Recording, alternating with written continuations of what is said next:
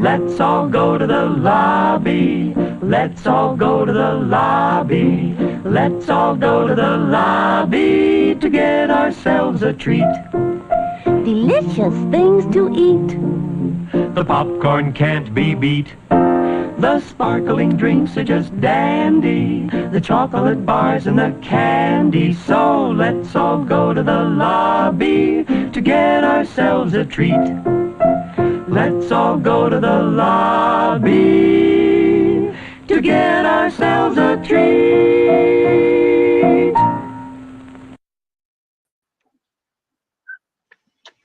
Well, hello, people. Well, hello.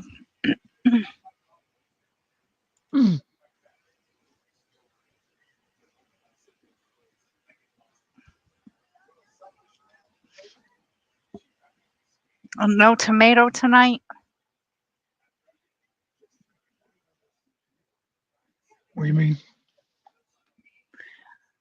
for movie night. You don't. Oh, I guess it is a tomato. Oh, yeah. That is the attack of the killer tomato there. Oh, okay. Ariel decided to go more angry with it. Obviously.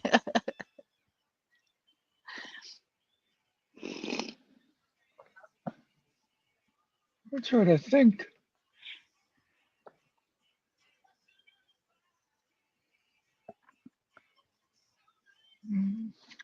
All right.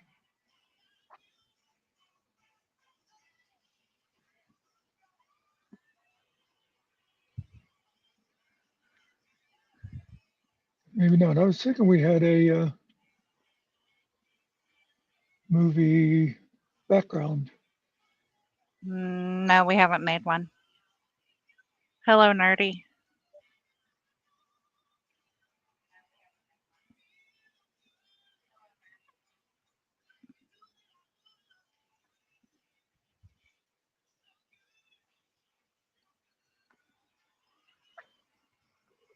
Oh, maybe there. Oh, okay. I forgot about that. How's it going, nerdy? Oh, cooking. You always brag. I got food. I got food. I just found out everything in my freezer is thawed. Oh Lucky I didn't no. have a whole lot in there. Is the freezer bad or did the plug go bad?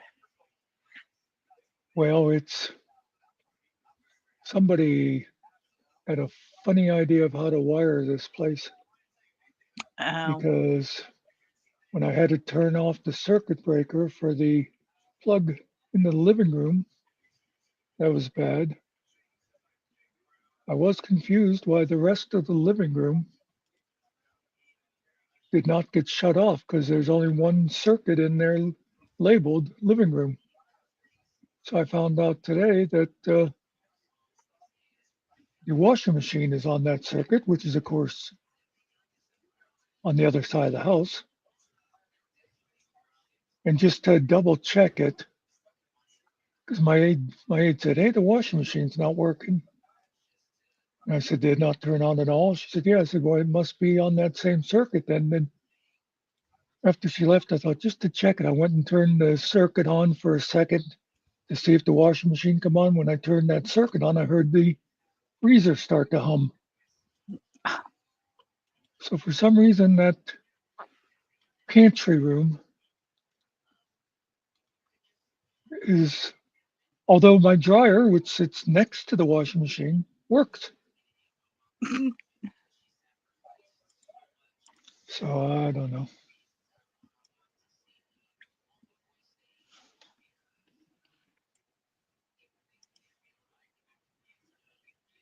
But anyway,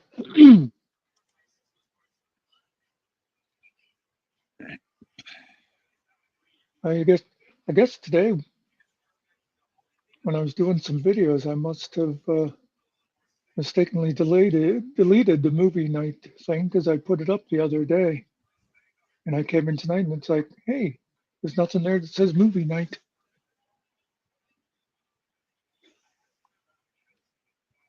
Yeah, that's what I was thinking. Okay, yeah, the dryer, yeah, would have to be a separate circuit. Aren't the washers usually 222 though? No. No. Okay.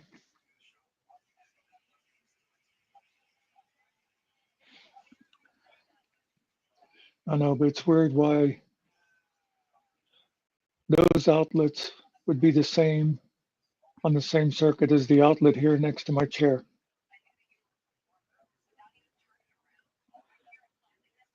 That's something that's going to have to be looked into.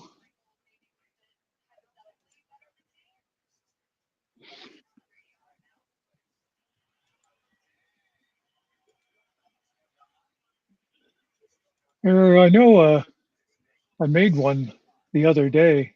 I think today, because when I was doing one video today, something was screwed up with it. And I think I thought I was deleting that one and redoing it. And I must have deleted the one for movie.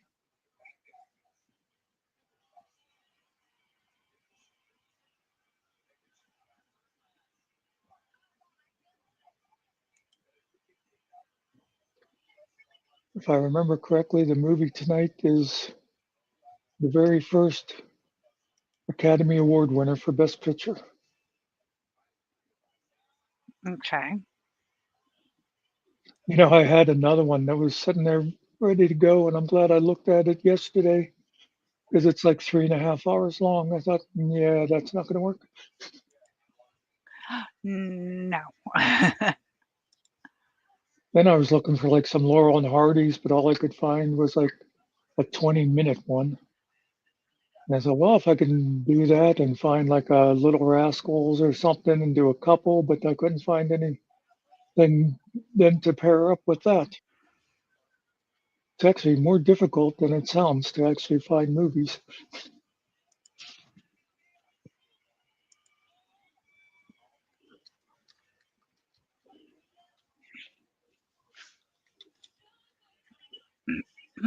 I wish the copyright thing was a little shorter. Yeah, instead of having to watch half the movie and then it decides that it's going to do it, right? Yeah, yeah. What was it that I said I tried the other day and I thought it was going to work, and then 8 minutes in, oh, I tried one off of YouTube. That's right. But yeah, if it's funny because the copyright now it stops like 1929 is safe.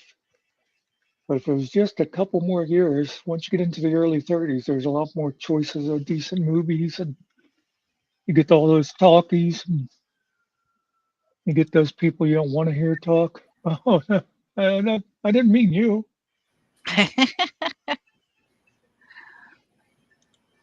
Oh, I was going to say something, and I just got the implication.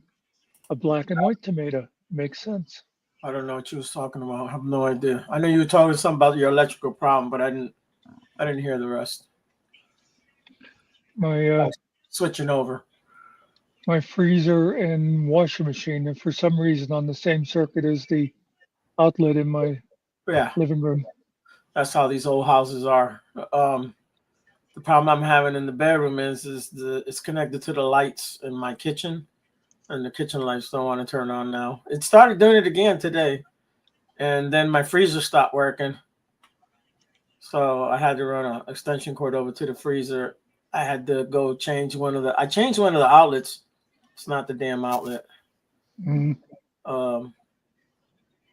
My buddy's gonna come probably tomorrow. He'll look at it, but whatever. I can't be messing around with that shit. My hands don't work. Yeah. There's no room. I had to move that damn bed. It weighs like 6,000 pounds. She's got all kind of shit underneath it, shit all around it. Oh Lord, you have no idea. I'm working in the dark. Yeah.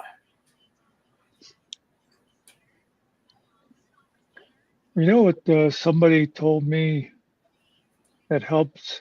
I'm trying to think of what that's called. A flashlight? Oh yeah, no, well, it still doesn't. Where the socket is up against the wall, where the bed is right there, and there's no room. And then this bed is freaking heavy, and there's a lot of shit in that room. Man, let me tell you. So I moved it, but I still couldn't get in there. So I'm laying on the bed trying to do that. And the closer I get to things, the worse things get for me. I become more double vision and I see less. It's just horrible. Yeah.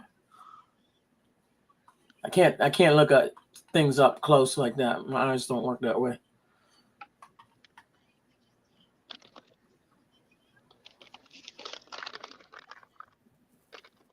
Plus, I'm working with somebody that has no sense of nothing, and then all she does is piss me off, man.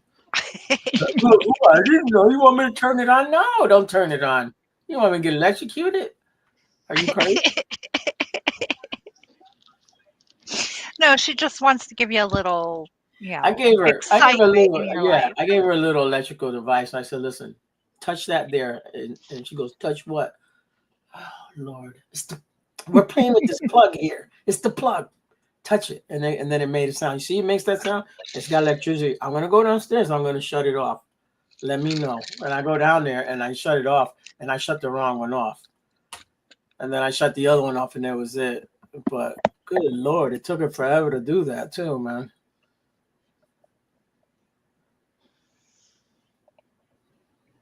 Whatever. I took the other one out.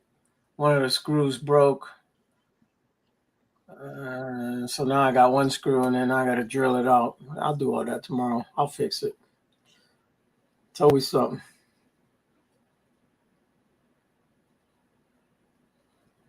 Seems like the wires never go back in the way you pull them out too.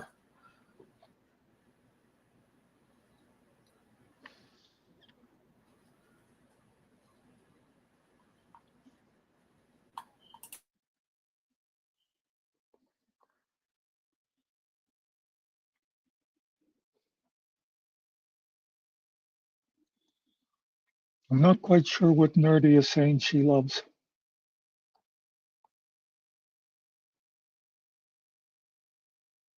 Nips? I love nips too. Yeah, I'm thinking she's talking about something else though. It's liquor, right? The nips? Isn't that what they call them? The little bottles? Oh, I really? know she does. Yeah, they call them nips. No, but she's not talking about that. I think she's talking about some little chips or something. I don't know.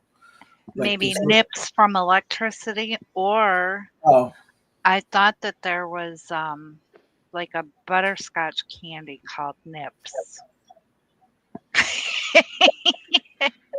oh yes. Okay, Killer. You're a funny man.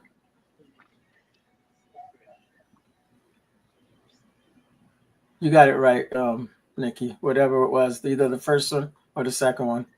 Electrical nips. Oh, okay.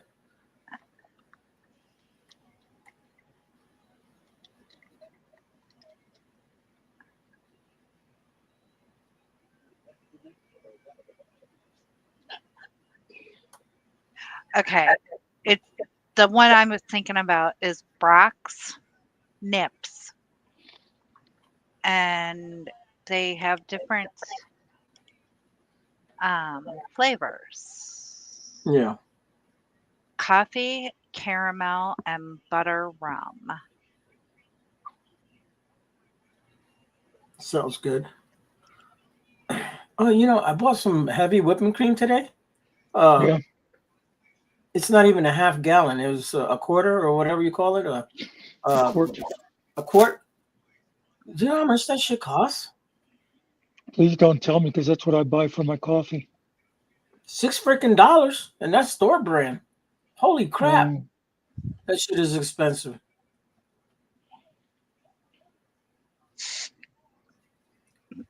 I'm gonna make some ice cream though, so it's worth it.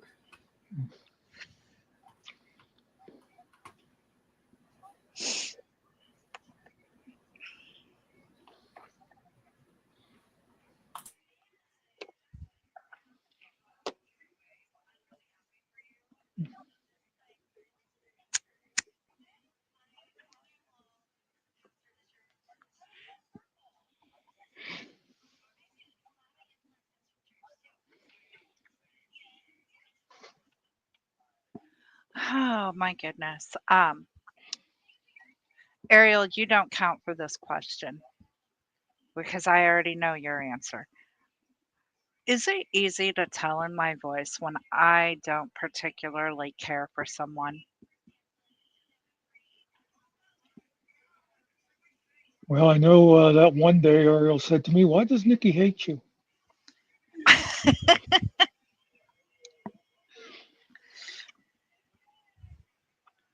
Um,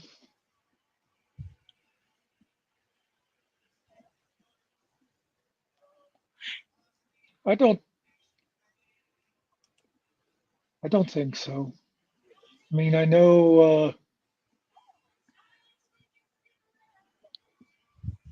It sounds more like disinterested or something, but I think if you didn't know the people involved, you wouldn't go, "Oh my God, she must hate this guy." But I could be wrong. Okay.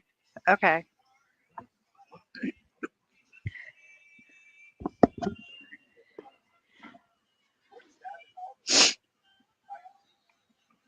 By the way, speaking of hating people, Oh Lord. Not you, well, Nardy. I actually had a good idea for a friend of yours. I think it would work. I think it would It work out. depends on which one. Well, I was going to say, I think it'd be really cool if Tiffany would get her own, do her own channel. Um, She you could call it like know, the OMC channel or something. yeah,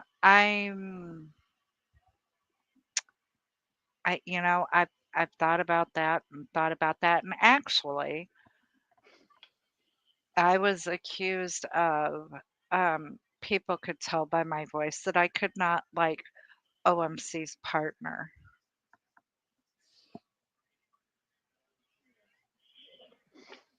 Well, That's where the I, question comes from. I wondered if you were talking about that because I could tell what you were thinking from your voice, but I'm not sure it necessarily would totally translate. I think it's just that I've heard your voice a lot, and I could tell from when you read like a couple of the comments and that it's like even Nikki's trying to tell him, listen, this is what people are telling you.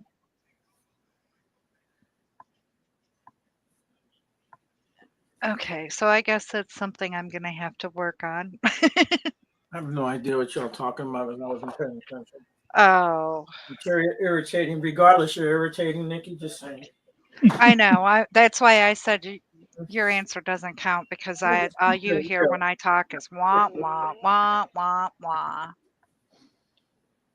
If you're talking about Chris, Yeah.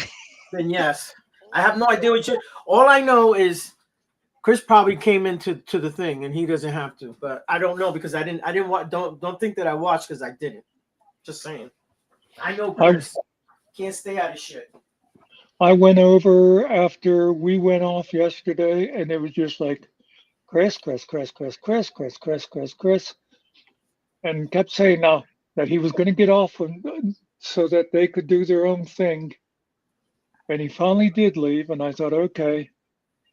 And then I left whenever he came back for just a minute. I'll come back just to explain it. And the thing he came back to explain was about scars, nonprofit status. It's like, okay, Kevin's in the fucking audience. Why not say, hey, you want to come up and Yeah. talk about it more? And they had just mentioned that Nikki is the secretary for scars. So why wasn't it, well, Nikki, you would know all about this? No, Chris had to come back up. And I thought, that's it. I don't need another Chris channel. Anyway, could you tell from my voice? I could tell from the way you were typing. I know. Well, but the thing is too, I wasn't the only one, and he's Right. totally oblivious. He thinks people down there going, "We want to hear Tiffany," or "Hey, we came here for Tiffany," are just joking around with him. No, people are saying, "Get the fuck off the stage." Let me tell you something, man. I talked to him one night, right? And he come on and he was like, "Yeah, I'm gonna smoke a cigarette and then I'm gonna go to bed, right?" Good Lord, I don't know how many cigarettes he lit up, but I think he smoked the whole damn pack. Kept going, and I was just like, dude, I didn't say a word. I just let him talk just most of the night, and then I could hear the light, and I'm like, "Are you lighting another one up?" He goes, "Oh yeah, yeah, yeah. When I get done with this one, I'm gonna leave." What the heck? The funny thing is, I kind of like the guy, but he annoys the Well, he's hell not a out of bad me. guy, Yeah, but yeah, it's just every conversation has to be about him.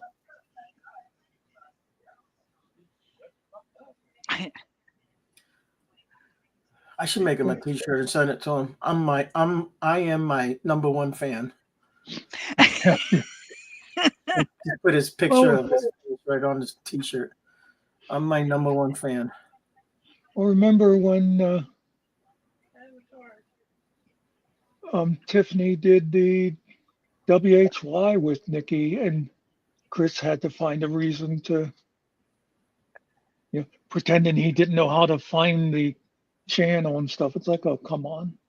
You just wanted to make sure because you knew everybody wanted to hear your voice. Oh well. I'll just say So one other thing about him that annoys me, and I get the kick out of it. Get a kick out of it also. We'll be sitting here talking about silent movies, and he'd come in and he'd be like, "Well, yeah, this is just like that guy arrested me for no good reason." It's like, what? Huh? right. Yeah. And he'll, yeah, it did.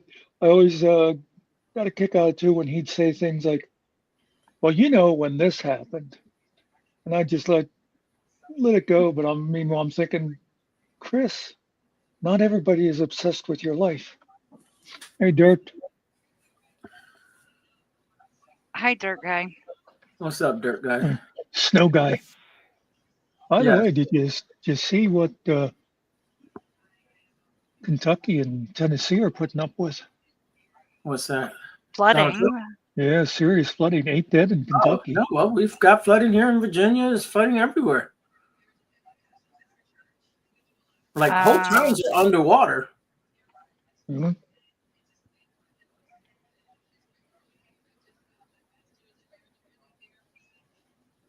We got lucky, and we're going to get the snow. It is coming. They just don't know how much at the moment. It's going to be light snow, so thank God. And those damn winds were Yeah, ridiculous. yeah, just that's what wait. we've had. Mhm. Just wait. It's going to get worse. It's not Trump's fault. Like tomorrow, our high is 6 with a Oh yeah, yeah, wind chill of -25. yep. Well, you see, and I'm not joking. It's Donald Trump's fault because he wants to make Canada the 51st state. So they're sending all that damn cold now, and we Yeah. don't want. You want Canada? We'll show you what Canada's like. Yeah, yeah. Oh, geez. Dirk did a 36-hour shift yesterday. Beautiful. I only have 24 hours in my day, but 36 is great.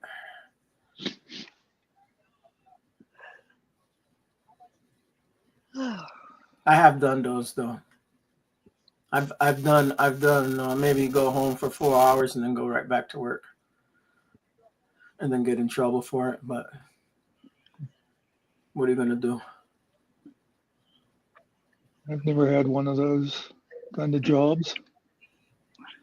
Well, when there's only 4 people working the whole damn building, you got no other choice but to be there if somebody doesn't show up.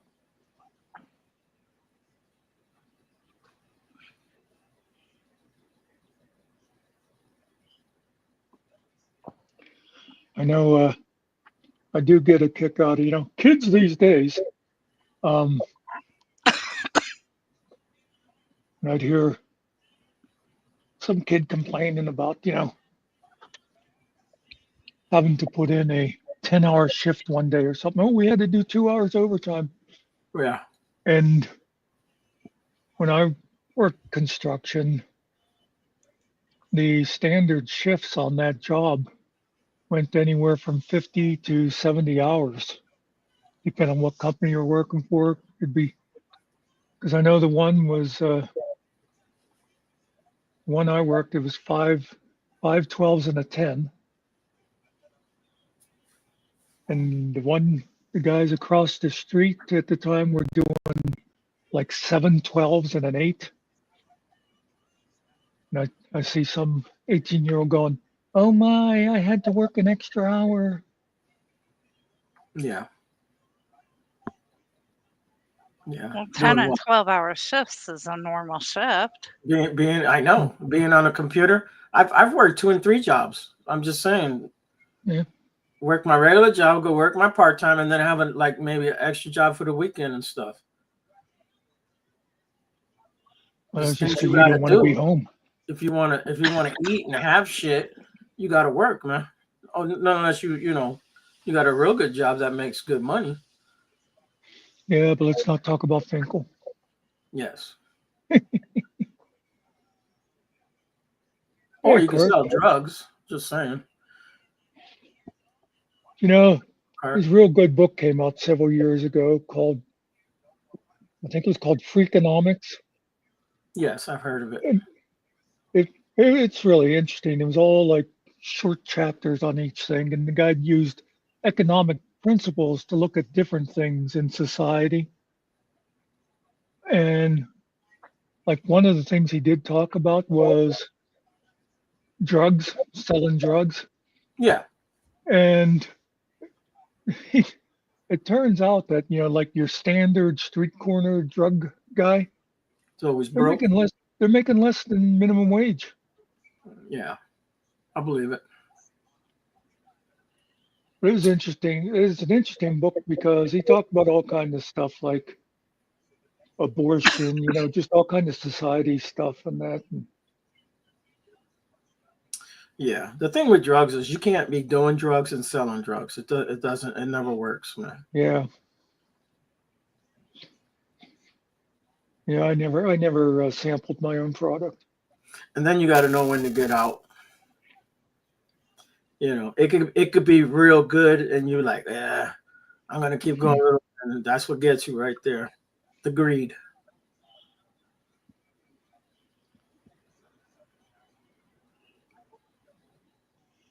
Rule number 1: never get high on your own supply.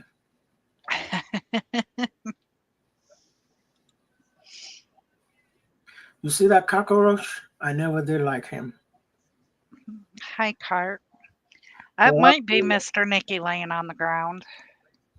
For all I know, he set me and my cousin up, okay? I never did trust him.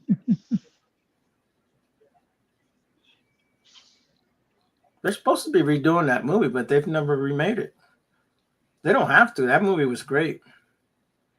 Yeah, a lot of time, but there's a lot of movies they decide to remake them, and there's absolutely no reason to do so. Nah, they don't have to make that movie over. Now, sometimes they can actually improve on a movie. I can't think of a good example right off, but I know there's been some where they remake them, and it's like, oh, okay, this was actually better than the old one. Then there's some like, I won't say Roadhouse was better than the original, but I thought it was good. It didn't bother me. Yeah. Well, if you think about it, like Planet of the Apes, right? The Apes movie. Yeah. They're okay. Yeah. To me, they're not better than those original ones that they made. The CGI, the makeup, whatever, it's much better, yeah. But it's still not better than the original shit.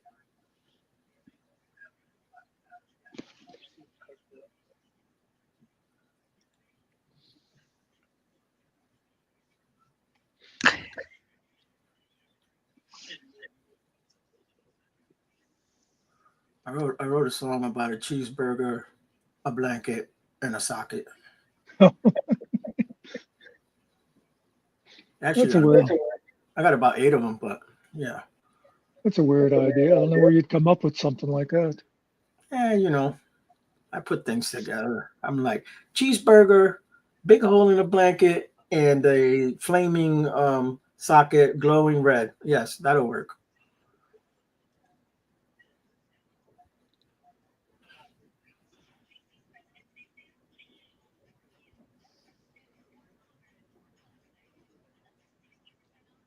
I'm not sure how long this movie is, so probably should hit play, huh? Probably. Y'all talk amongst yourselves in the chats.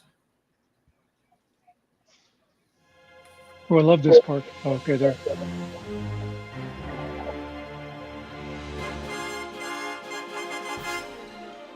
You know it? You don't see nothing.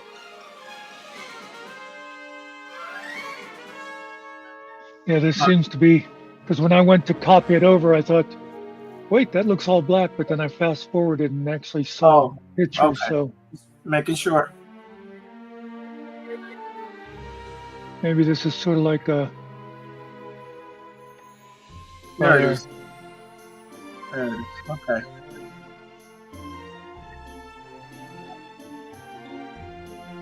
Hey, it's in color.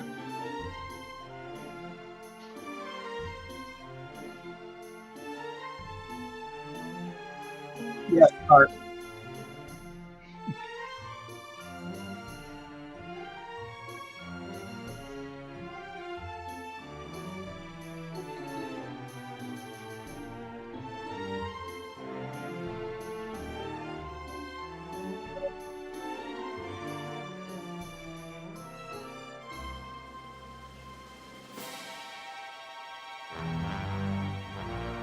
They need more logos. Need more stars.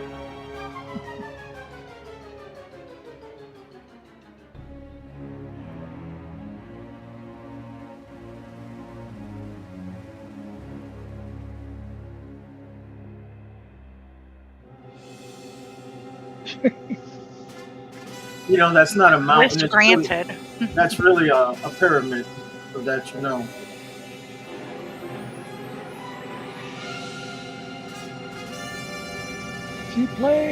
Seaplane. Can you adjust the volume up on the movie? Nerdy wants to know. Is it low? I actually looked and it's up all the way. It sounds good, Nerdy. Check your volume.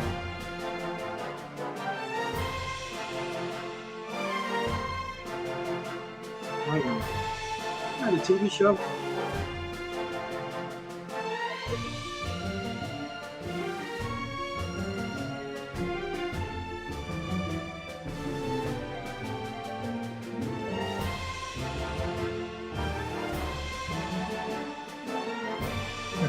Nerdy's afraid she'll miss some dialogue. Oh, Clara Bow, she was one of the biggies.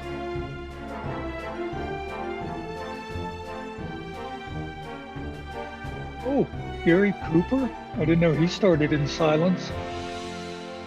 If it's the same Gary Cooper.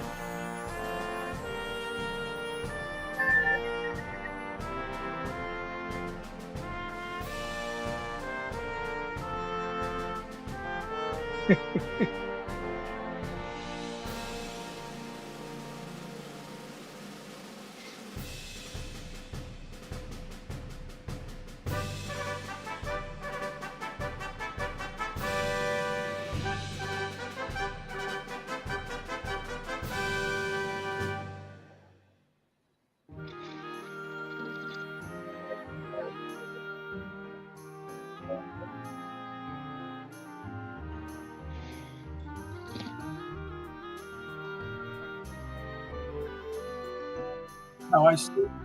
I'm sorry.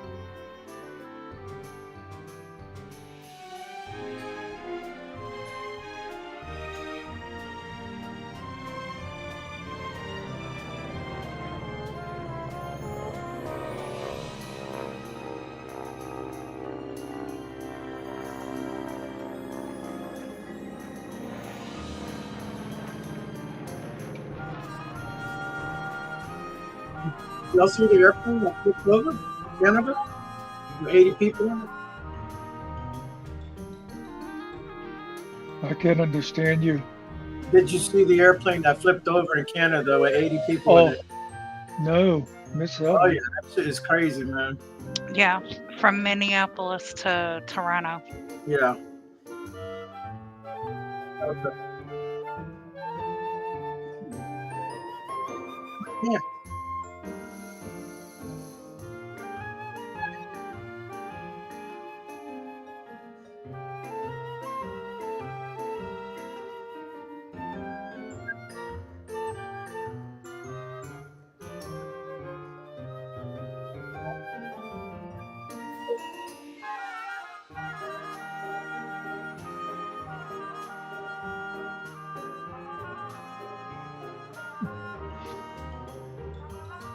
She's obviously a floozy. She's obviously annoying. Kind of gal.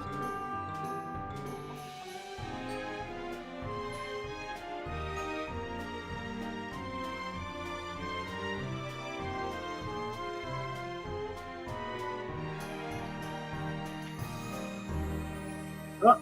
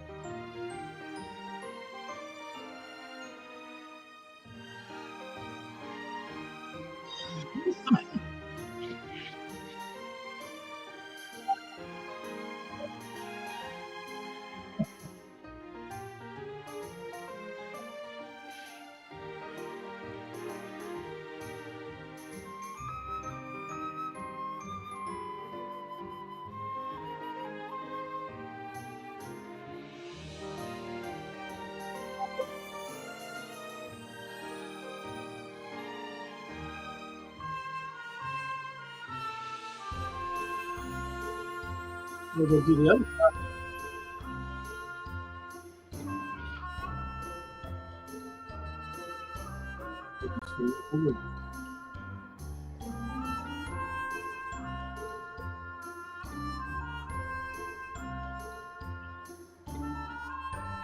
Wait right here. I gotta go kiss my mother.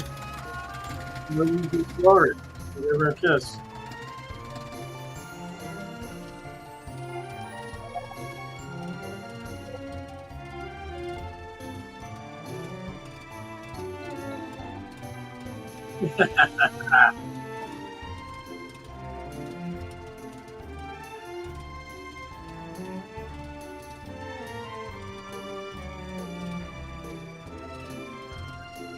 Very good.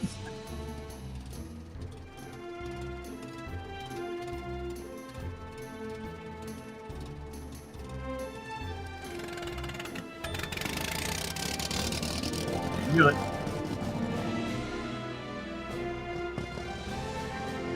No, no, that he's a homosexual. He doesn't like you.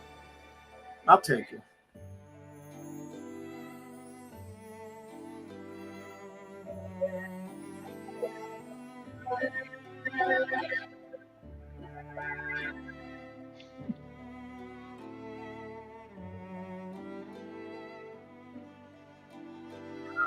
I like the other girl better.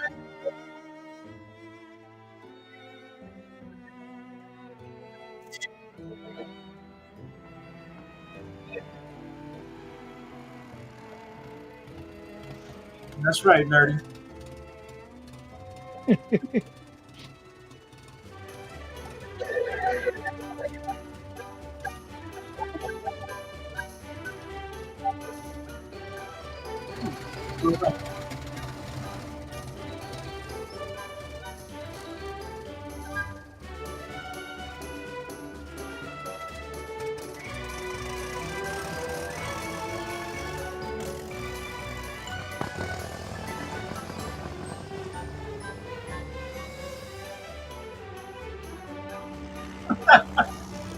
He's coming back for me.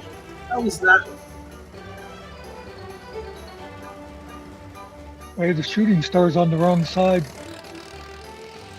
That was the side she painted it on. Oh, was it? Yeah. I was thinking it was the other. She painted it on both. Oh, I could be wrong.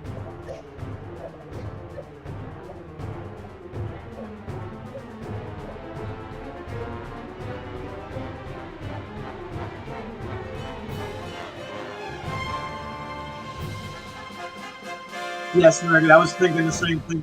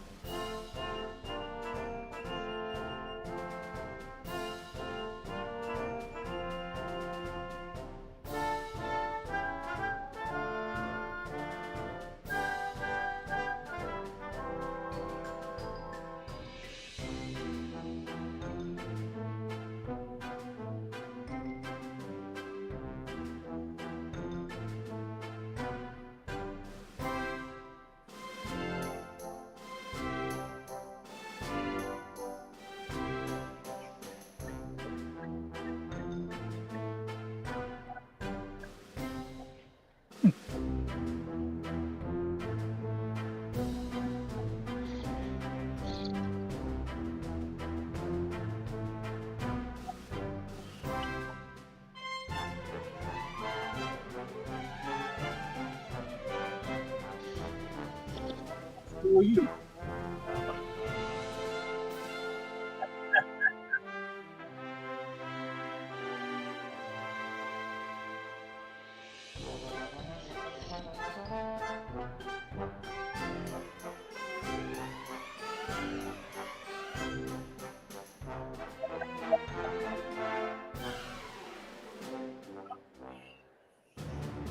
Done for you.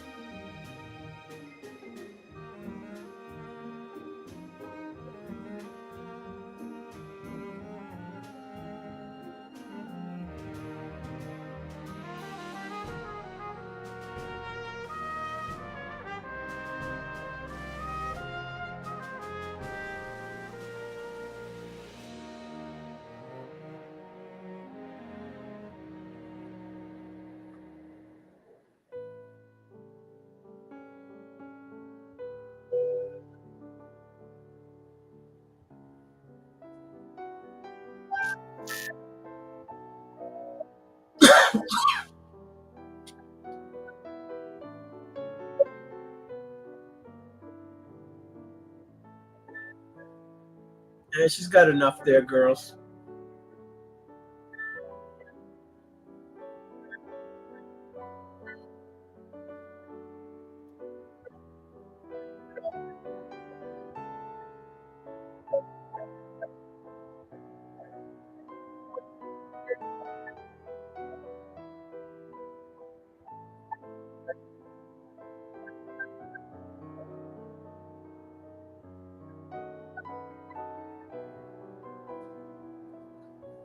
Scooby.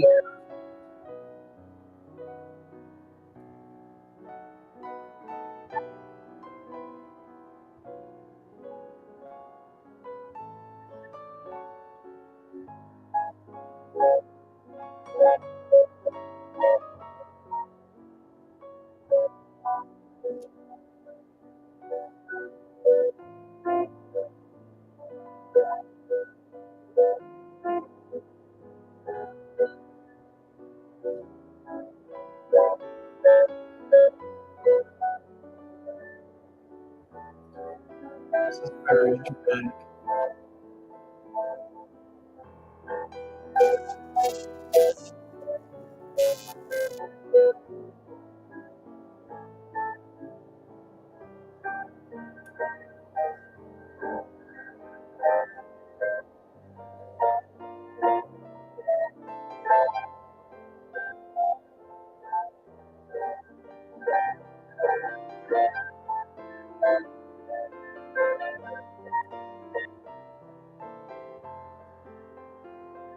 Yes, ma'am.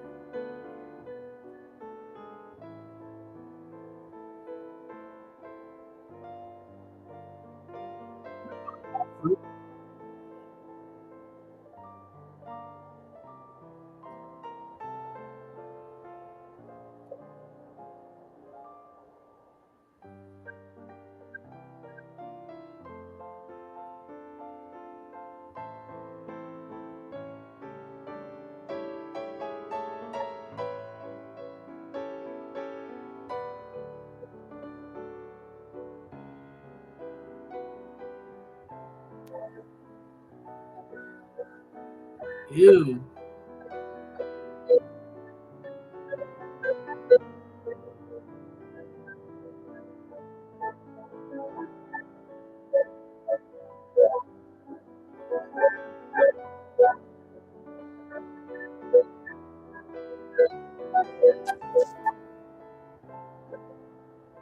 It's the kiss of death.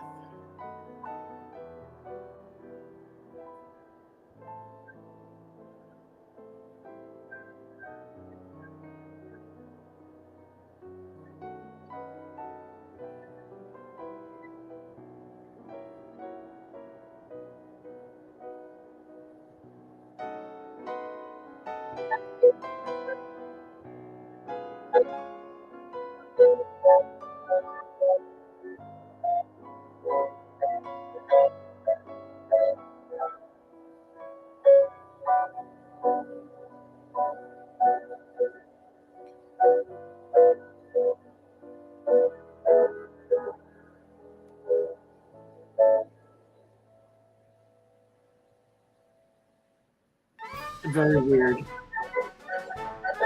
She's worried about the bear than her son, but she tongued him up.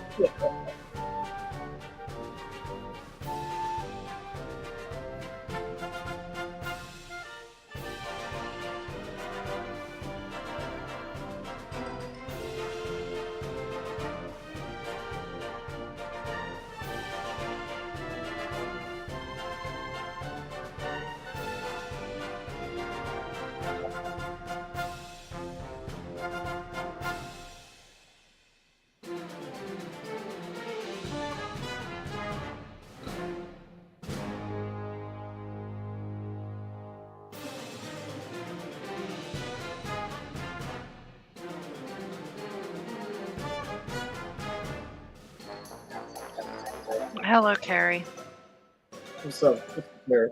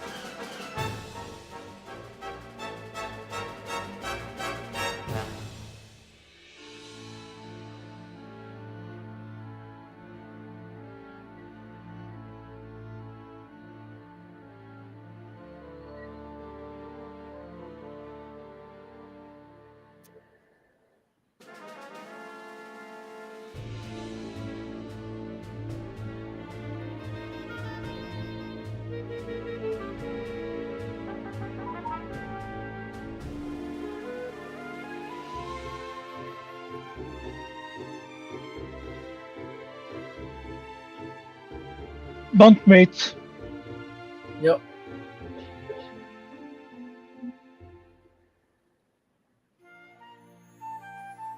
Dracula.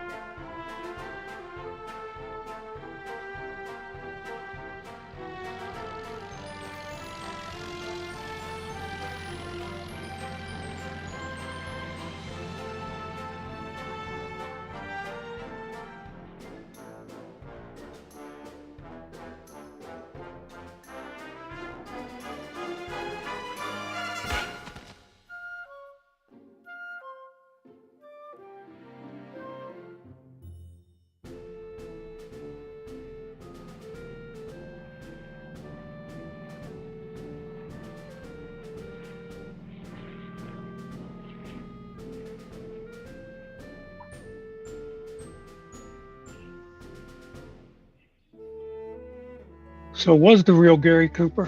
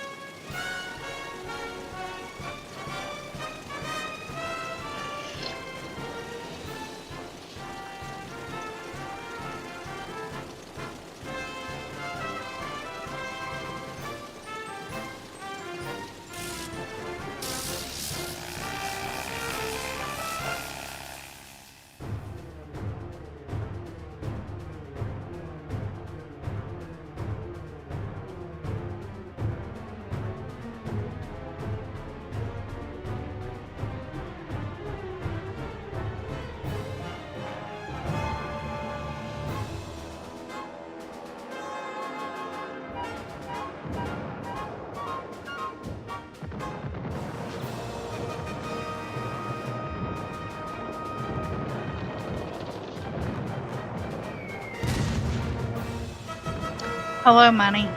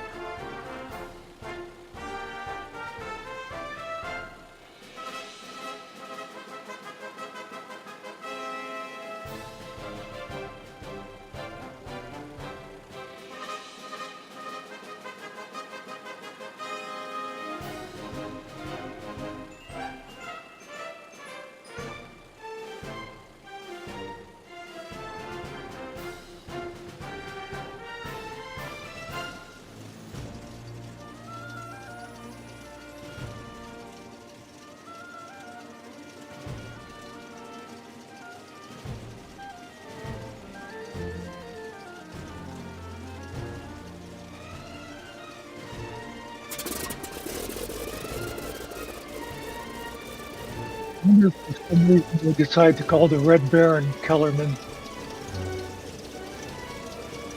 Because I think they called the Red Barons group the Flying Circus.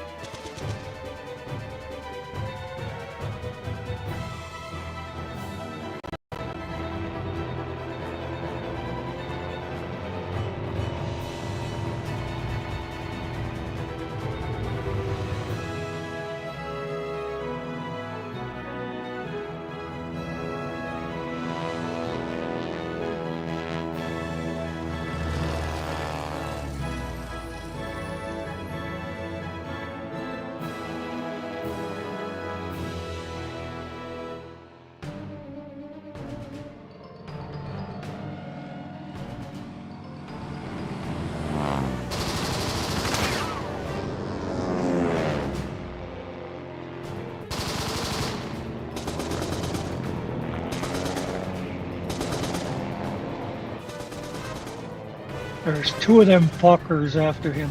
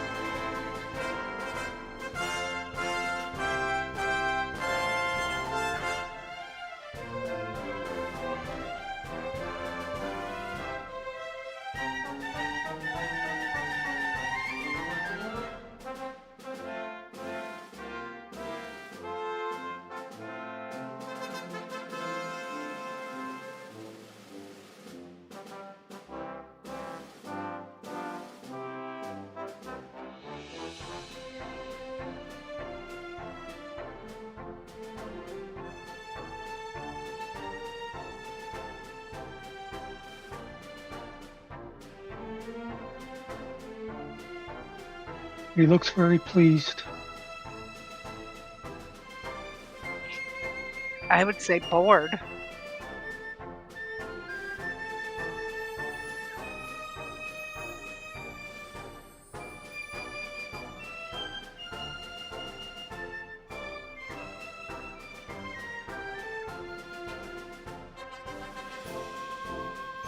Something else to go.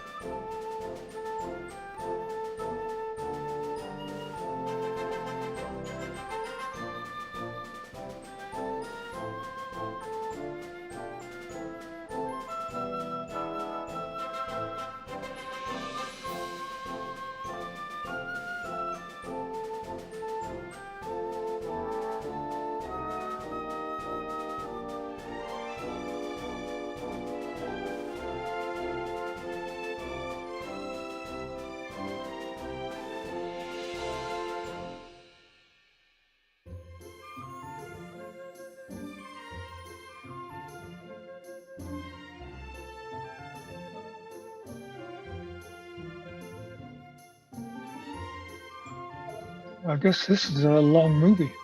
Popcorn time, guys. Apparently, and we can all stretch.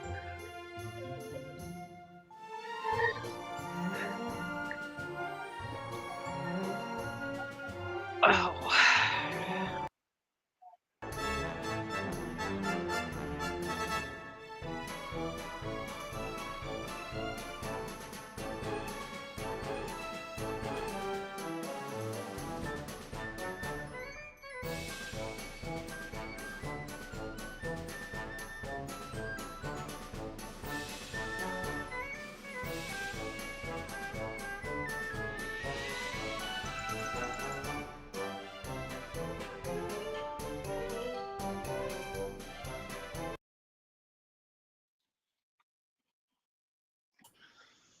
What happened? It's up to you guys. Do you want to do like part 2 tomorrow or keep going with this? Because obviously we're just at the halfway mark. Yeah, it seems like it's even longer. That second half is longer than the Yeah. first half. Yeah, let's do that. We'll pick it up at the intermission tomorrow. And Yeah. okay. I don't care what Nerdy says. That's right. She ain't the boss of me.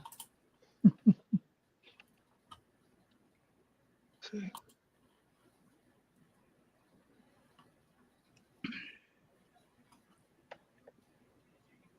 So I wonder if they went back and added in the flames and the machine gun noise. Okay. Yeah. Another thing is some of that shit looks real. Not saying that it is, but like when that little plane crashed, that was really phony. But like when they blew the building up where all the soldiers were in that church or whatever it was, and the roof come in, that kind of looks real. Just saying, Yeah. It's just weird. Like the guns when they're shooting the cannons and stuff. I'm guessing those are real cannons.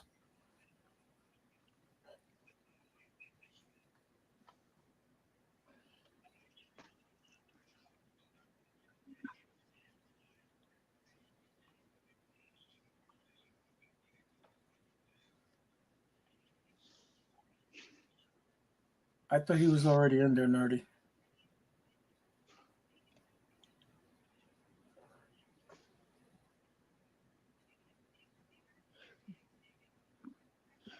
Yeah, because he was in there. They went in the treasury and was looking through. That's Apparently, if you buy Fruit Loops and sugary stuff with your food stamps, they're gonna stop that, and then you're gonna have to buy healthy shit and buy your coffee because I don't think you're gonna be able to buy coffee either. Just saying.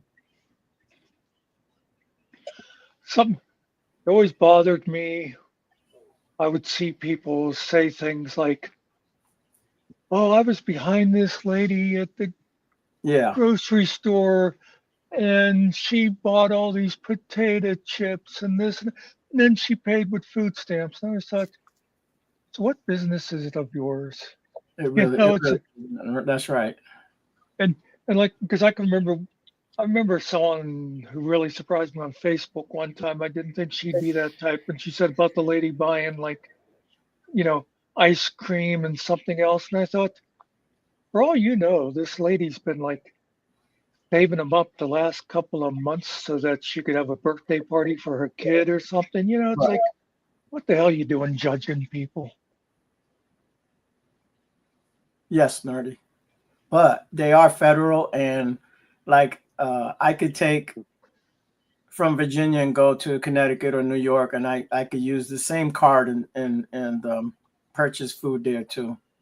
I do think different states have different rules. So But you can purchase in any state if you do have yeah, food stamps. They can't tell you can't travel. You know what I mean? If you got to eat, you got to eat. That I picked up a guy one time with his kids. He broke down over here. He had like 5 kids. He stayed with me over the night. They oh come, yeah, I remember you said about they come that. get him. And he had like $800 in food stamps, and he was like, "I ain't got no money, but if you want to go to the store," I was like, "Well, we can get the kids whatever." Dude, he just started throwing things in the cart, and he just bought me all kind of groceries. But he was like, "Hey, it doesn't matter whether I spend it here or where we're at. I can still spend." I didn't know. I thought it was just in your state.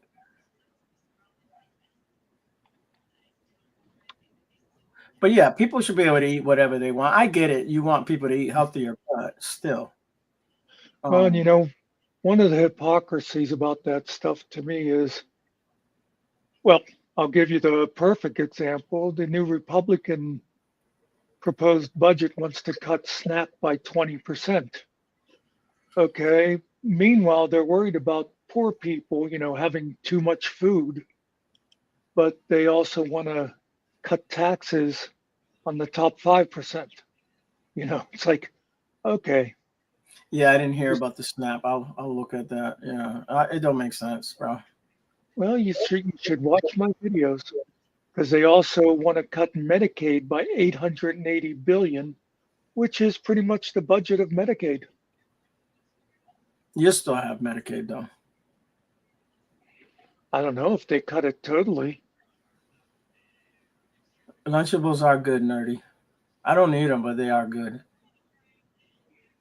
Yeah, we'll see what happens. It's still early.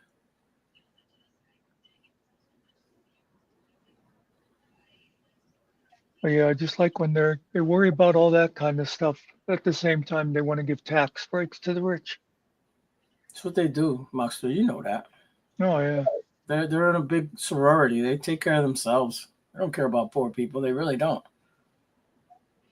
Well, and the thing is about limiting or even saying that you can't buy quote unquote junk food is number one, what is junk food? Right. Yeah. Number two, if they're going to limit that, then they need to bring the prices of the real food down so that those people who do get the benefits can actually afford the real food for a month, which is what those Yeah. benefits are Well, supposed to be for. what's real food? Because they don't mess with everything. Everything is Right. genetically modified. Everything we eat is not good for us. I wonder why everybody's sick. Right.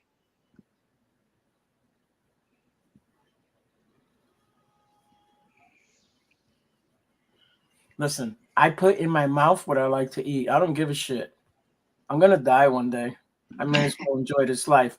I'm not saying I eat ice cream every day. If I eat a donut, folks, one donut, it's not gonna kill me. I get it. If I'm eating donuts every day, yes, I shouldn't be doing that. I get that. I understand that. But you can't tell people not to. Don't buy donuts or don't buy your kid cereals with everything has sugar in it. I read Yeah. labels every time I go in the store. It's almost impossible to buy something that does not have sugar or some type of additive in it. Just saying.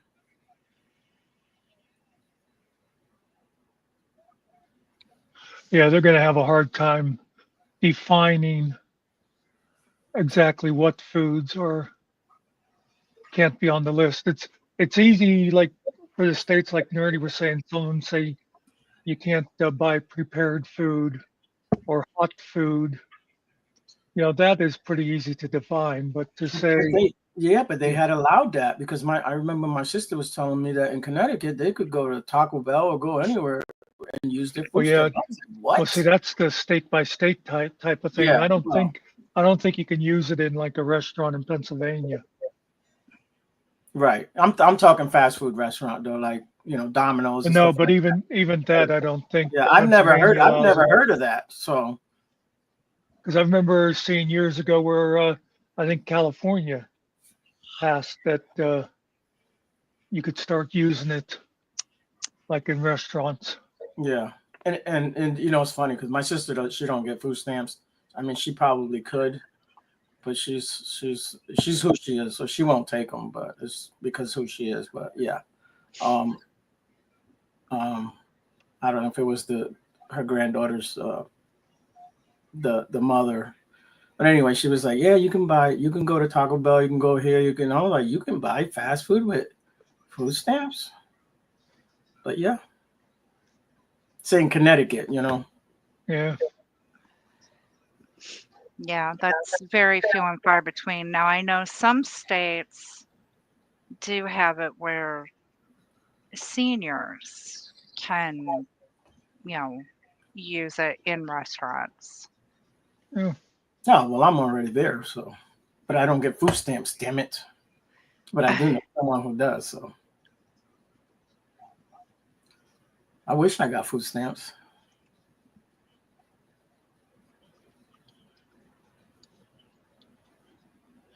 For several years, and I think they reinstituted it, but Pennsylvania had almost totally eliminated cash welfare.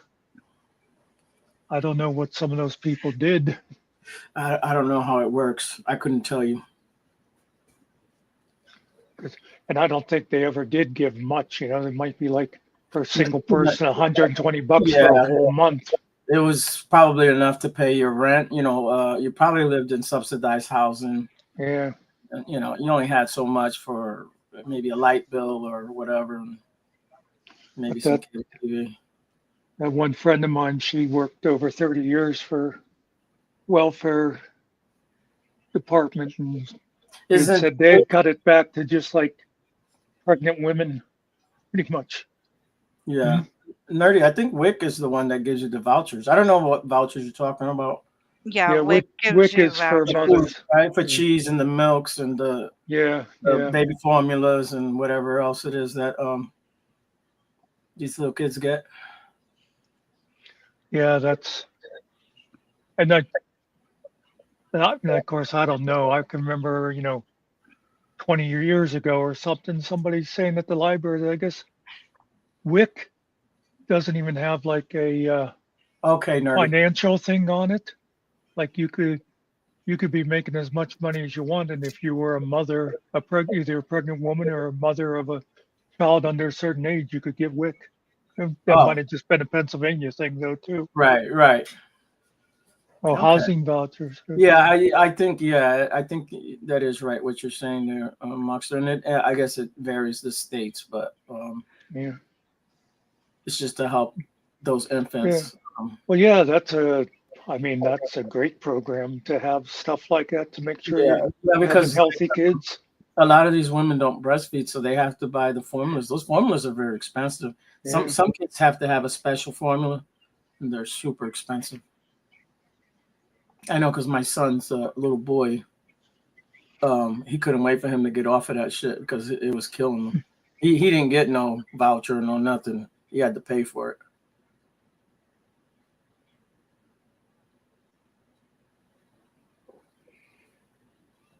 Man. Wow. I don't know what that recipe is, but canna? What is that? I don't know. I never heard of that one either. I know can tuna. Can something.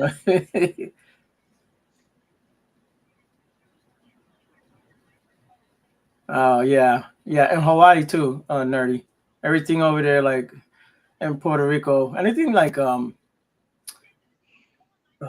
vegetables and stuff that they don't grow on the islands, and they anything that gets imported, it's like ridiculous prices.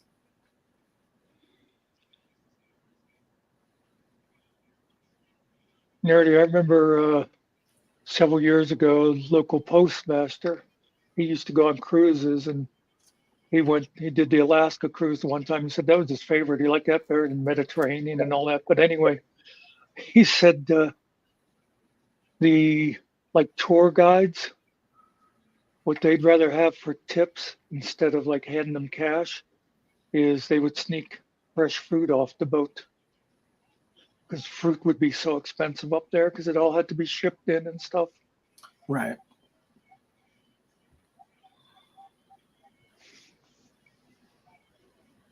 And they had to sneak it off the boat too. I guess you weren't allowed to actually bring it in. Are those melons, or are you happy to see me? No, those are real melons.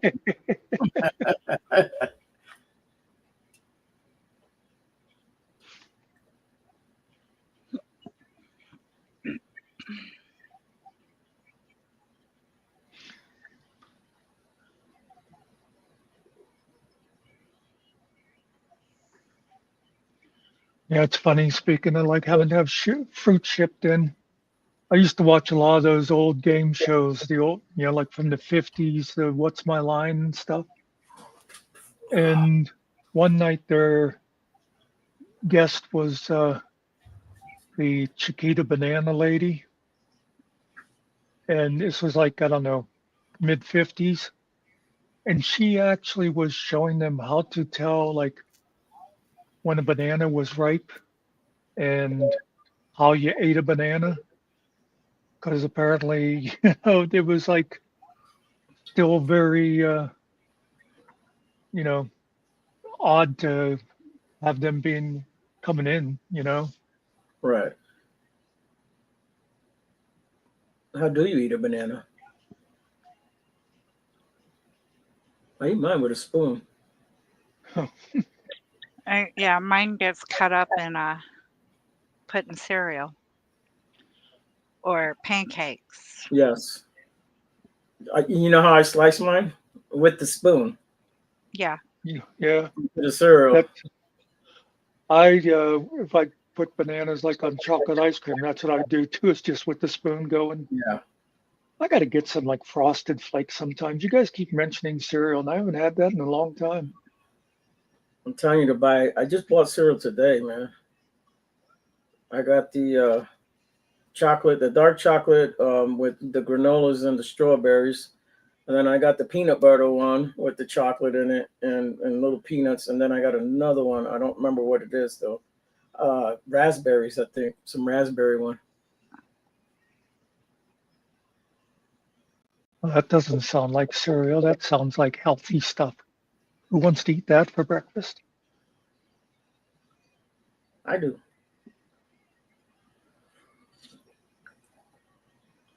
Believe me, there's not much that comes in the bag, and they're a little expensive.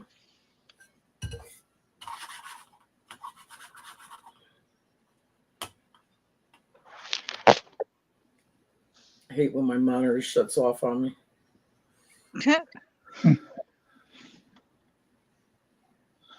Mine does that. Sometimes if I'm not careful, if I bump it or something, because the wire that goes into the computer, it's like, I don't know if it's the computer socket or the end of the wire. It's like loose and it'll just pull out.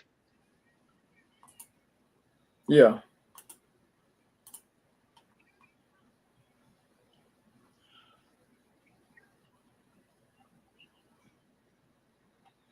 And I'll tell you, when it goes off, I go totally blind because I mostly sit here. I don't have any lights on or anything. All the light is just my computer screen.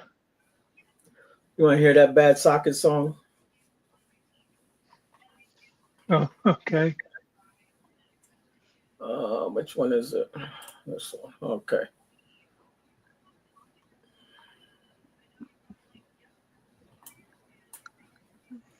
The night is dark and the shadows creep. That socket glow cuts deep. Oh, it won't let me sleep. Red sparks flying like my hopes in the air. A smell of cheeseburgers, but I can't find a care. I'm sitting here wondering how it came to this. A giant hole in my blanket, wrapped in despair's kiss. The light keeps flashing like my heart's own plight. Every crackle and pop pulls me deeper in the night. Oh, this house is a prison, and I'm trapped in my mind, with a bad socket glowing, leaving me blind. The hunger for comfort, but it's lost in the fray, and the cheeseburger scent just won't fade away.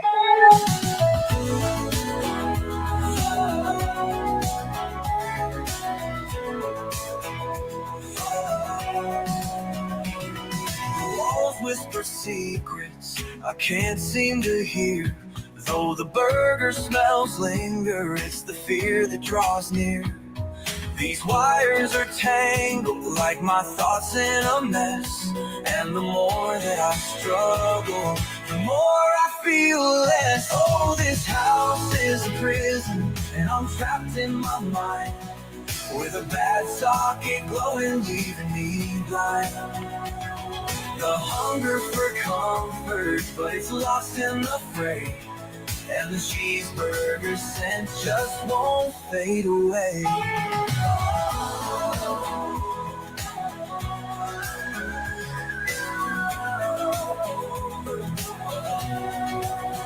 So I sit here in shadows where dreams used to play, but the sparks keep on flying, chasing my peace away.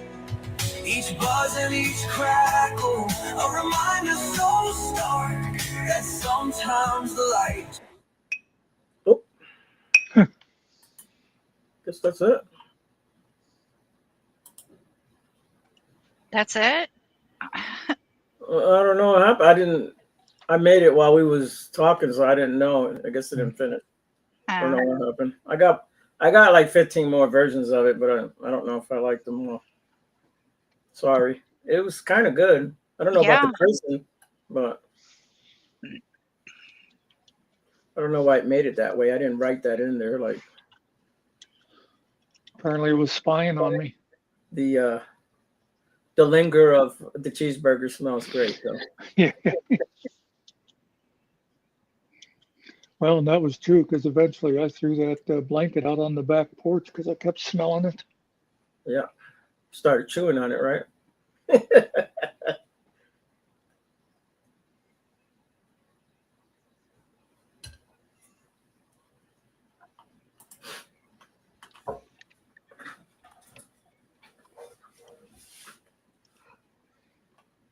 Oh.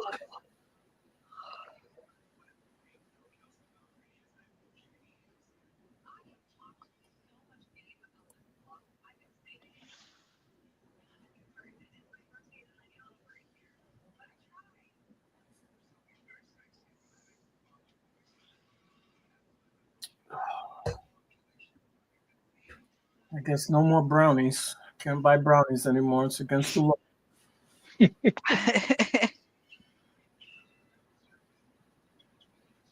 You'd think maybe the food companies would complain, right? In the grocery stores and be like, what the hell are we gonna sell now? People can't buy it. Well, you know what, too? Like Nikki said about the price of things like fresh fruit or whatever, the Yeah. healthier food.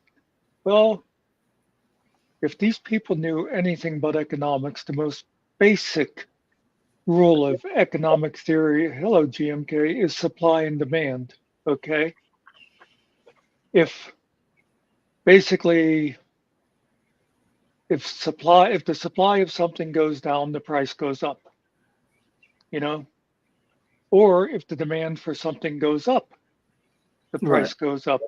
So if they make it that if you figure that those two foods are sort of mutual, like people will have to buy those other foods instead of the supposed junk food.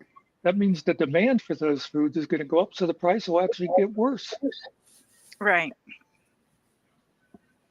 You know, I looked at some kiwis today. They had kiwis on Walmart, and then I looked at the price, and the kiwis aren't big, No, and it's like 6 of them in the box, Mm-hmm. and they're they're like $1 a piece. I'm like, what? Nobody buying this crap. I might have to start looking at the back Yeah. page of my newspaper again to see just how much money I'm spending on groceries. Yeah, they're not big at all, man. I was like, what? I don't think I've ever eaten kiwis though. I probably have. I think I've drank something with kiwi. Yeah. Yeah, I can't remember. I think my mother would get fresh kiwis sometimes. And look, but mostly the kiwi flavor I know is from getting like some kind of a flavored drink or something that had Yeah. kiwi. Yeah.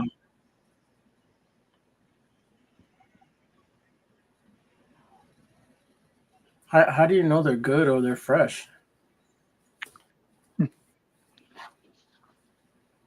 They got like little fuzz on them too. They look weird.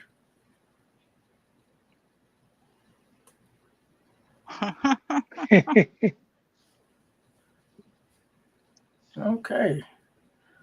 I gotta go look and see who Kate Blanchett is. I think I know who she is. Yeah, actress. Yeah, I I didn't know. realize she was a Kiwi. Was she in the movie Camelot or whatever it was called? Oh God, I don't know. She did a movie. Is she in the I don't know. Whatever. It doesn't matter. Let me see. Yeah, but you can't touch them, nerdy. They're in the box thing. I'd have to crack the seal on the thing and rip it open.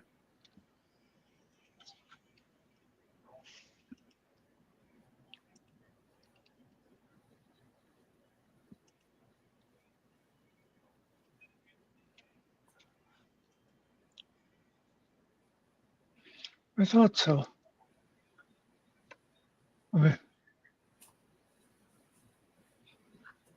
Oh, he says it was cart. I did buy Here's some. her picture.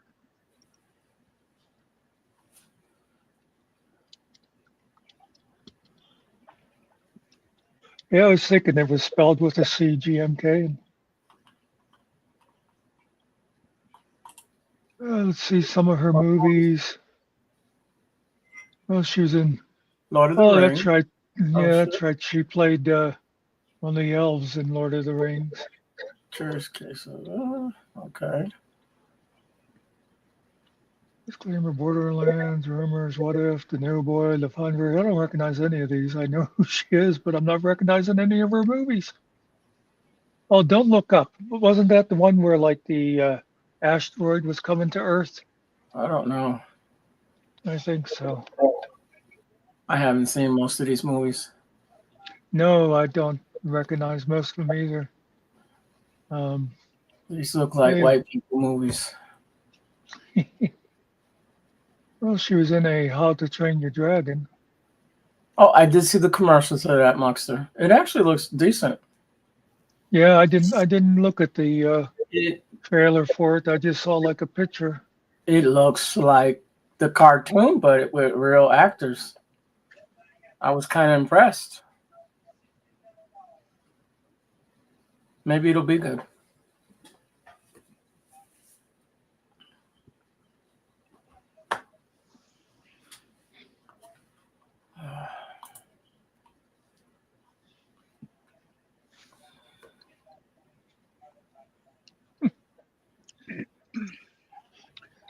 Well, I'm going to go ahead and let you guys go.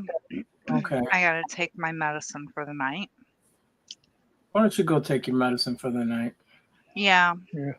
You know what she means by that, don't you? No. Shot of tequila. Yeah. I wish. Yeah. This There's medicine a, I'm on, they just changed it, and it knocks me for a loop. used to be an old guy lived next door to us. And I can remember he'd be leaving the house and he'd yell at his wife, I'm going to go get my medicine. That meant he was going to the club. Mm, All right, Nikki, you have a good night. Yep, Maybe talk to you later. see you tomorrow night. Yeah, Yep. We'll see you out there. All right, bye.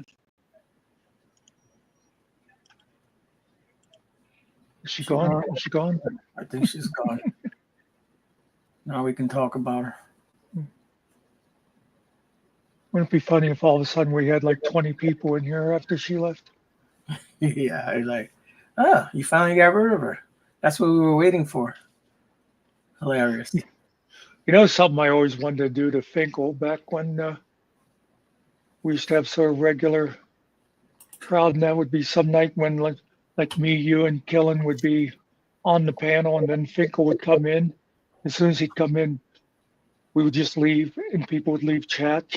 You know, Yeah, everybody just walk out on him. As soon as Finkel comes in, just bounce. Just leave him there. Crickets. Leave the cricket sound or whatever, or that popcorn sound or whatever going. trouble is, I always thought it'd be hard to arrange it, like when he was out having a cigarette or something, because a lot of times he was still listening on. Yeah, he'll listen, yeah. Wonder how stuff's going with him, with all, you know, the Yeah. family stuff and that. Right, it's going to take a while for her to start healing and going back and forth, you know, doing the checkups. And Yeah, they'll have to. Yeah. that's the thing. It takes, you know, it's time. So far, everything looks like it's working. So keep our fingers crossed and pray that she comes out with just the scar on her head. Guess I should throw this out there just in case.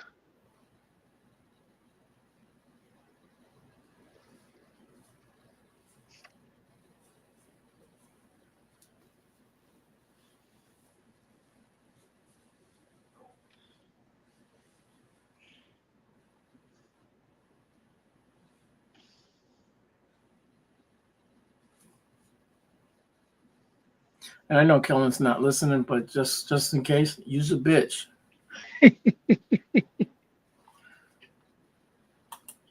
Just getting him back. He sends me little texts here and there, just reminding me that I'm a bitch.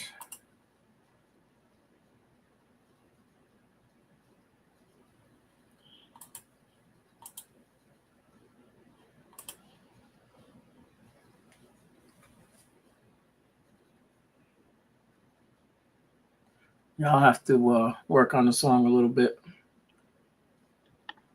Do a little touch-ups on it.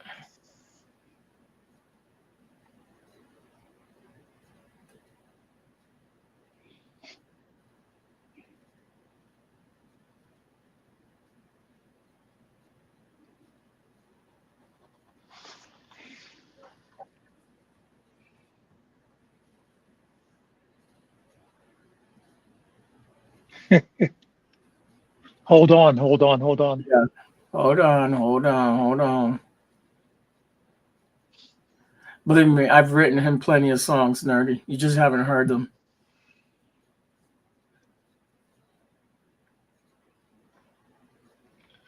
I told him I wrote him a song for Valentine's. He's like, oh, you didn't have to. I said, well, I really didn't write it for you. I just wrote it for Valentine's. I just wanted you to listen to it.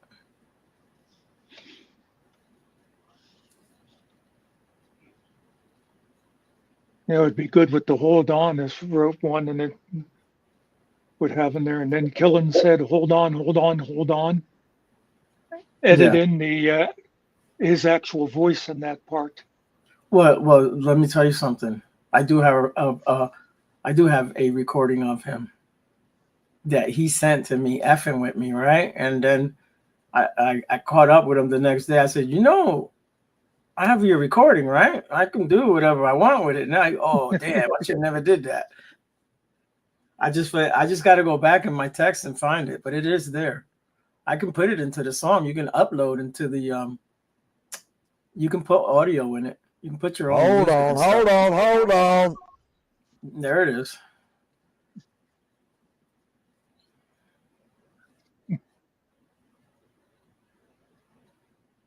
Yeah. That's why I'm always very careful of what I say so that nobody can go and make little clips of me and stuff. Yeah.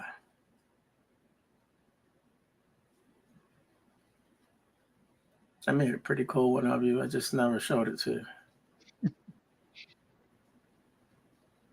It's you saying they took my wrench. They took my wrench.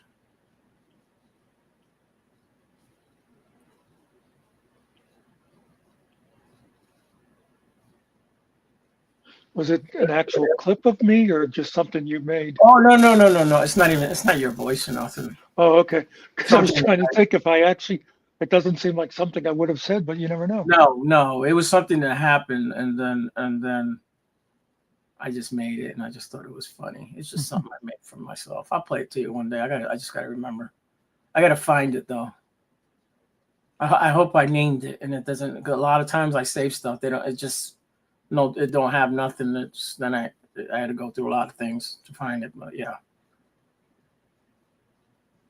Oh, that was like. Let's see if I got it. I may have it in your folder. Hold on. That was the other night at over on Finkel's. I remember there was one in there that I know I uploaded it and I saw the name and I wasn't sure what it actually was. Yeah. I know I made a picture and it says no spanner. That's your wrench. Yeah. But yeah, I know. I remember Steve used to always call them spanners. Yeah.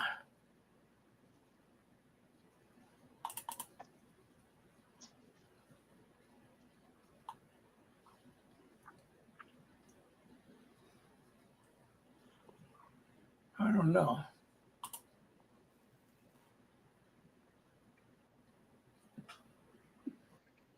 I'm looking.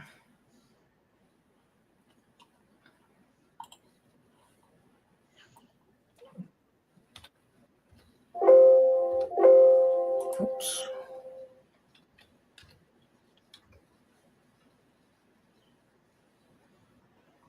Let's see. I got Little Bitch, Kill a Tomato. A lot of crap in here.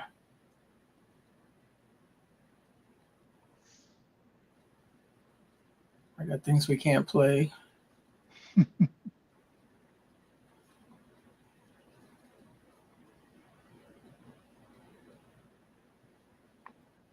I got Singing Muck. Yeah, I think you played that the one night. Let's see what it says.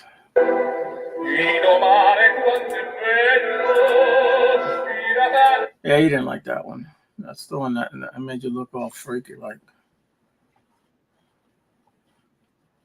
Oh, hey, Cart was gone.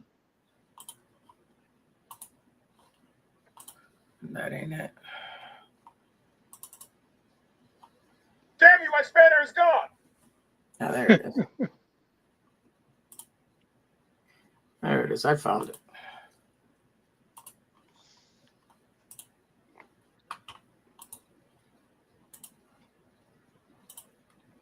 Yeah, I was thinking before, wonder what kind of avatars we'd have if we'd have shown a different movie the very first time.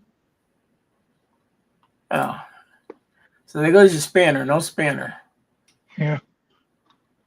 Damn you, my spanner is gone. I don't know if the goat Damn does you, my anything. spanner is gone. No.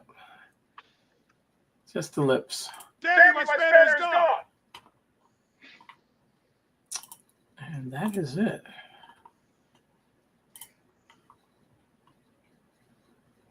You remember the situation? Well, I'm thinking if that's That from was before we TPP. separated all the channels. Oh, okay. Things were going on in the background.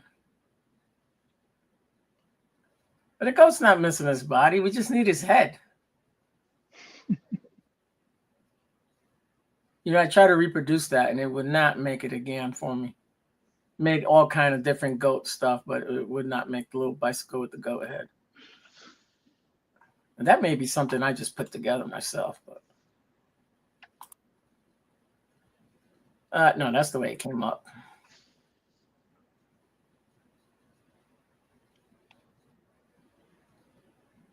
That is a cool one, though.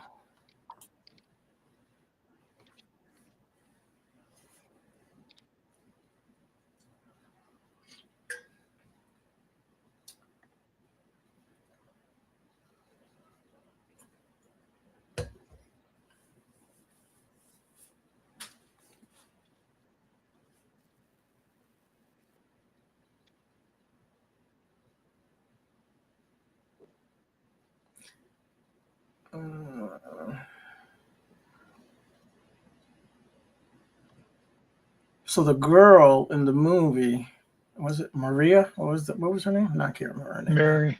Mary. Yeah, Maria, Mary, same difference. She's the one that went over there, right? She joined the. Yeah. Okay. Because she knew how to drive a Ford. Oh, okay. I like that on that announcement when they were looking for women, the Women's Motor Corps, and it said, especially women who know how to drive a Ford. Didn't say a car. Right. Basically, that was the number one car back then. Oh yeah. You ever watch the history of Ford and how he did everything? No, I know I've seen stuff about him, but I never saw like a full documentary or anything. He's not like the nicest guy in the world. He's kind of evil dude. Like he wanted everything for himself. You know what I mean? Yeah. Like he wanted to have control over everything. He didn't want other companies to come in. He wanted to be the number one guy. You buy your car from me.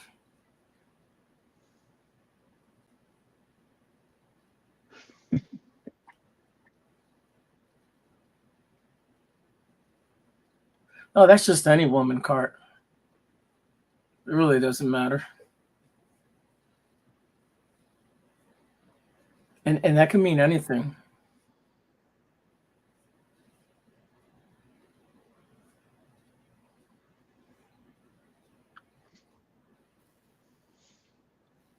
So did you see Honor Your Oath today? That was an interesting one. Yes. In fact, I did a little clip of it. Okay. The part where that cop. Why was he so aggressive, man? The other cop came and was cool with him and said, "Hey, yeah, no, I know him. He's big time." And then the other guy came in and was just total dick, man. Well, I like where the cop said to him, "The homeless can get a job." Right. He kept swearing. He's like, "Listen, I called you dummy. I called you stupid, but I haven't cussed at you, and you keep cussing." And the cop said, "Shit's not a swear word." Yeah. Oh, really? Where'd you grow up? I like it when he goes, "You dumb," or "You dummy." Yeah. Because he doesn't back down to them, let me tell you. No. But he's smart because he told them, "Dude, you cannot, if you trespass me, you have to allow me to leave first, and I'm not going to identify to you."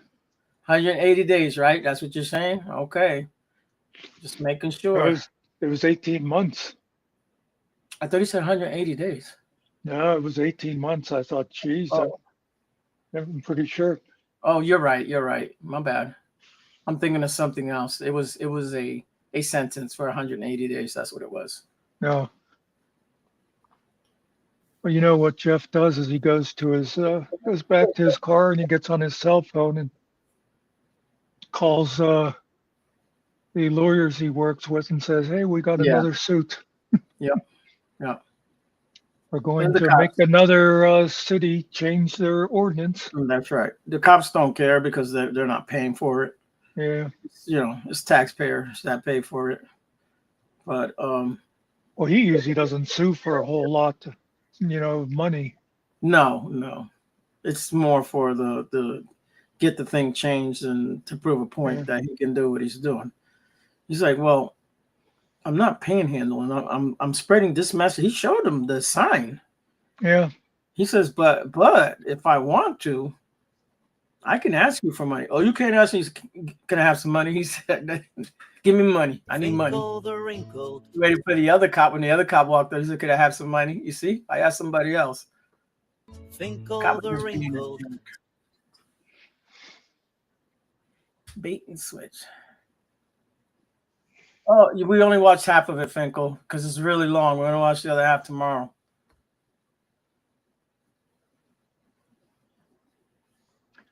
Finkel wishes he had a foot.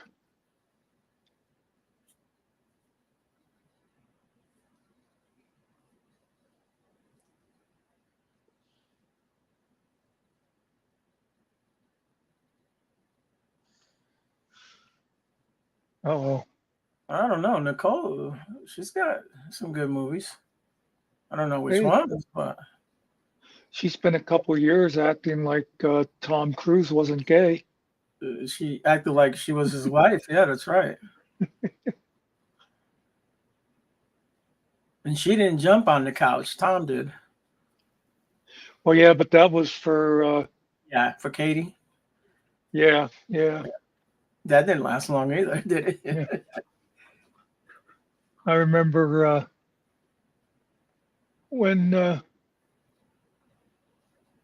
Nikki Nicole. went on Letterman after they got divorced, and of course she had the line ready and everything, and Dave said something about asking her if her life was going to be different after the divorce, and she said, well, I'm just happy to be able to wear heels again. Yeah. Yeah, he's not that tall. I let her wear the heels. I don't care if she's taller than that. Yeah, that wouldn't bother me either. Yeah, I'm the guy that's banging her, dudes. What do you guys? You guys are laughing. She gets to go home with me, though.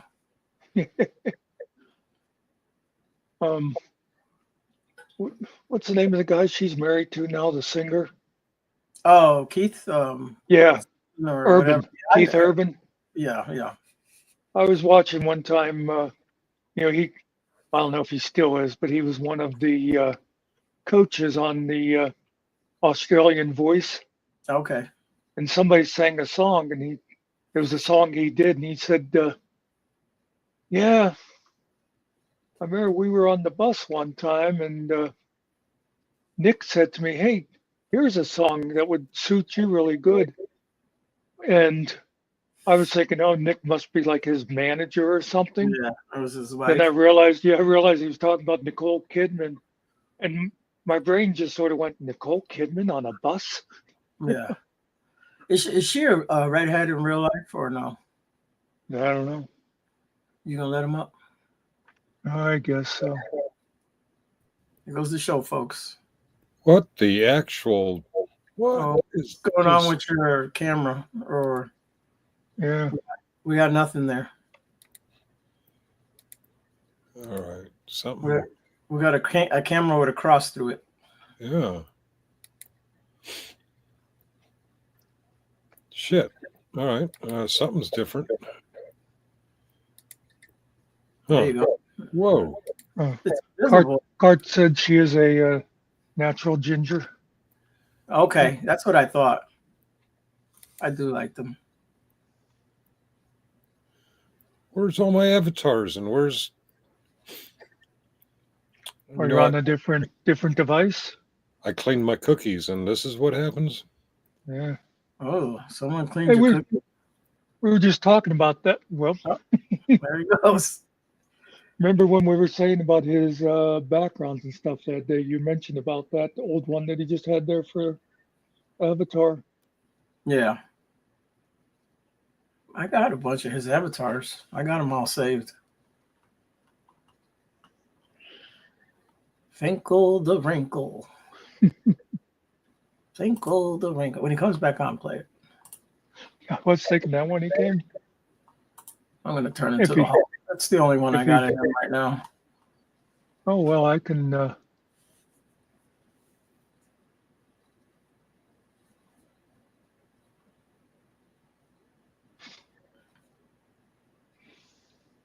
Yeah, that's a great one.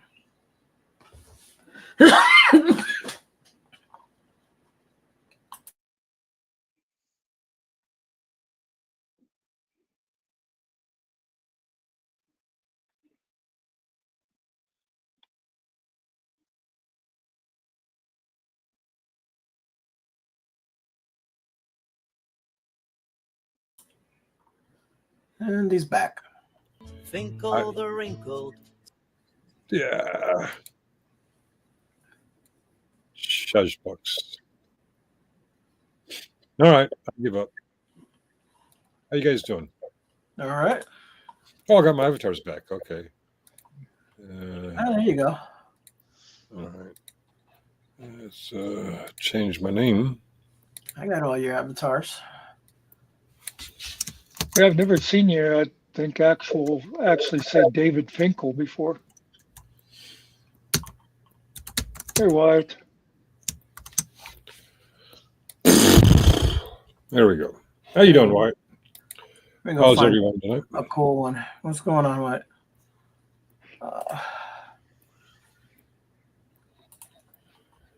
Wyatt. Wyatt. Yeah, there's something about you today.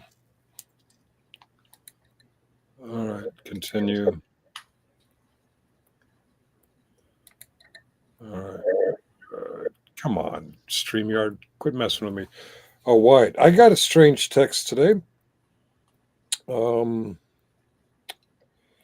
It was from a area code consistent with Massachusetts. My first thought was Master Sergeant Retired because they obviously were familiar with YouTube. But then I checked Master Sergeant Retired's phone number, and it was a different area code, but also Massachusetts. So I said, "Is this Master Sergeant?" They said, "No, he's 774." I'm like, okay. Someone in Massachusetts knows me on YouTube and knows Master Sergeant Retired's full phone number.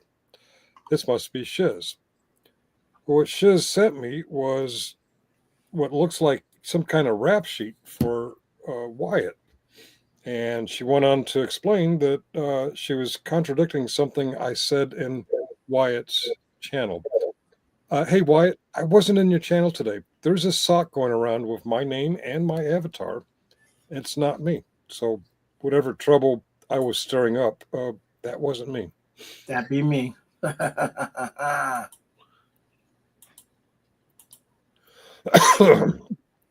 All right. And it wasn't me either, but How are you guys doing tonight? all right. And why the hell does she still have my phone number? What is she? She got the hots for you, bro. I don't know. I don't know. Yeah. Once you got the number, you don't get rid of it. I got rid of her.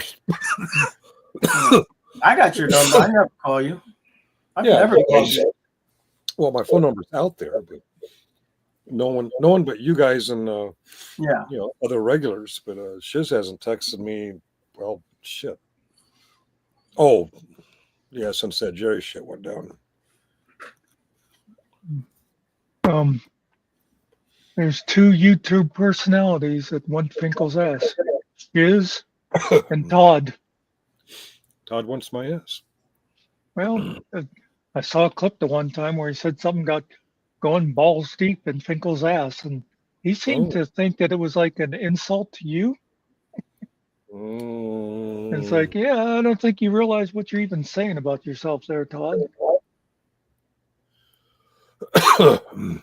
Yeah, that's true. Anatomically, yeah. to go balls deep anally, you'd have to be a little bit on the short side, wouldn't you? Okay, I'm lost. So I don't know what the hell y'all talking about. Why you keep hitting the mic, bro? What's the matter, man? I hit the mic. Oh, I'm sorry. I don't know what that was. That was me hitting the mic. I was dropping the mic. Mic drop. So I'm sorry, I had a little technical difficulties coming in. What were you guys talking about? I don't remember now. We're talking about you, yeah. You talk about me? Yeah. Man, it's all about me. We're talking about Shoot. this right here. Is that my mugshot? That's the Meade County mug. Oh, you gone. He did that to himself. That was my Meade County mugshot. Excuse me. So somebody crossed the line about you in your own chat, Wyatt? It's, Wyatt. She went over the line tonight on my chat earlier. Oh, okay. I don't know. She felt inspired to text me. I don't know why. I thought she didn't like me. who knows?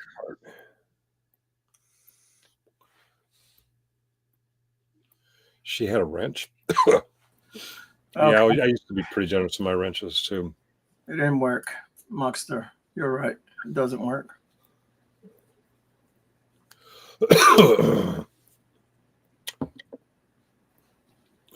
Yeah, I get drama. Yeah, I guess maybe she's bored since the only thing she was ever accurate on was Michael Kaiser, and he's a little bit off the air right now. Yeah. At least last time I looked.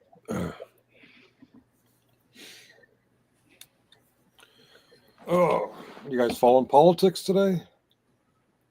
Maybe. What happened? Oh, Did you see the airplane flip over in Canada? I heard about it. Delta Airlines? Yeah.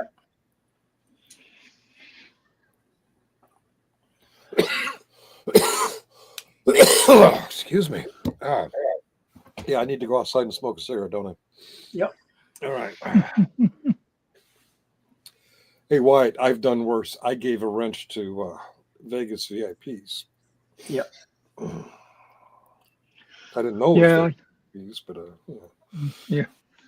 I actually, I agree with the way you are now. It does seem like limit the number. Mm-hmm. I'm not sure who else wrenches in mine, but I know you got a wrench. I remember last time I saw you chat, you had a wrench. I'm like, how in the hell did you get a wrench? Oh, was it open panel, or did you just drop the link because I was here? Because it's all about me. No, it's open. I just haven't gone onto YouTube to pin it. I just threw it in here after the movie was done. What movie were you watching? Wings. What? Wings. Wings? A movie called Wings? Yes, yep, it's the first movie to receive an Academy Award. Oh, I'm not familiar with it. 1927. There's a post-Beatles rock band called Wings, and a TV show also. I think there was a sitcom called Wings. Yeah. Yeah, that was a pretty good one. I liked Wings. Yeah, it was a good show. Yeah. Ooh. Old Thomas Hayden Church had the mechanic, was good. And I think Joe Rogan was on that show. That does sound familiar. I remember him being on that news radio. News radio, okay. Joe Rogan, you see the podcaster? Yeah. The MMA guy, yeah. And his biggest brag about hosting Trump was Trump didn't have to go pee for the entire show. Yay, good job, Trump. I'll tell you this about Rogan, though. What he said as far as, because people think he only invited Trump, but he said he invited Kamala, but they refused to go on his show. So, just saying. Yeah, I don't think I'd go on his show either. Why not? He's got the biggest platform out there, man. Yeah, I think he can say whatever he wants. You can rebut it. I mean,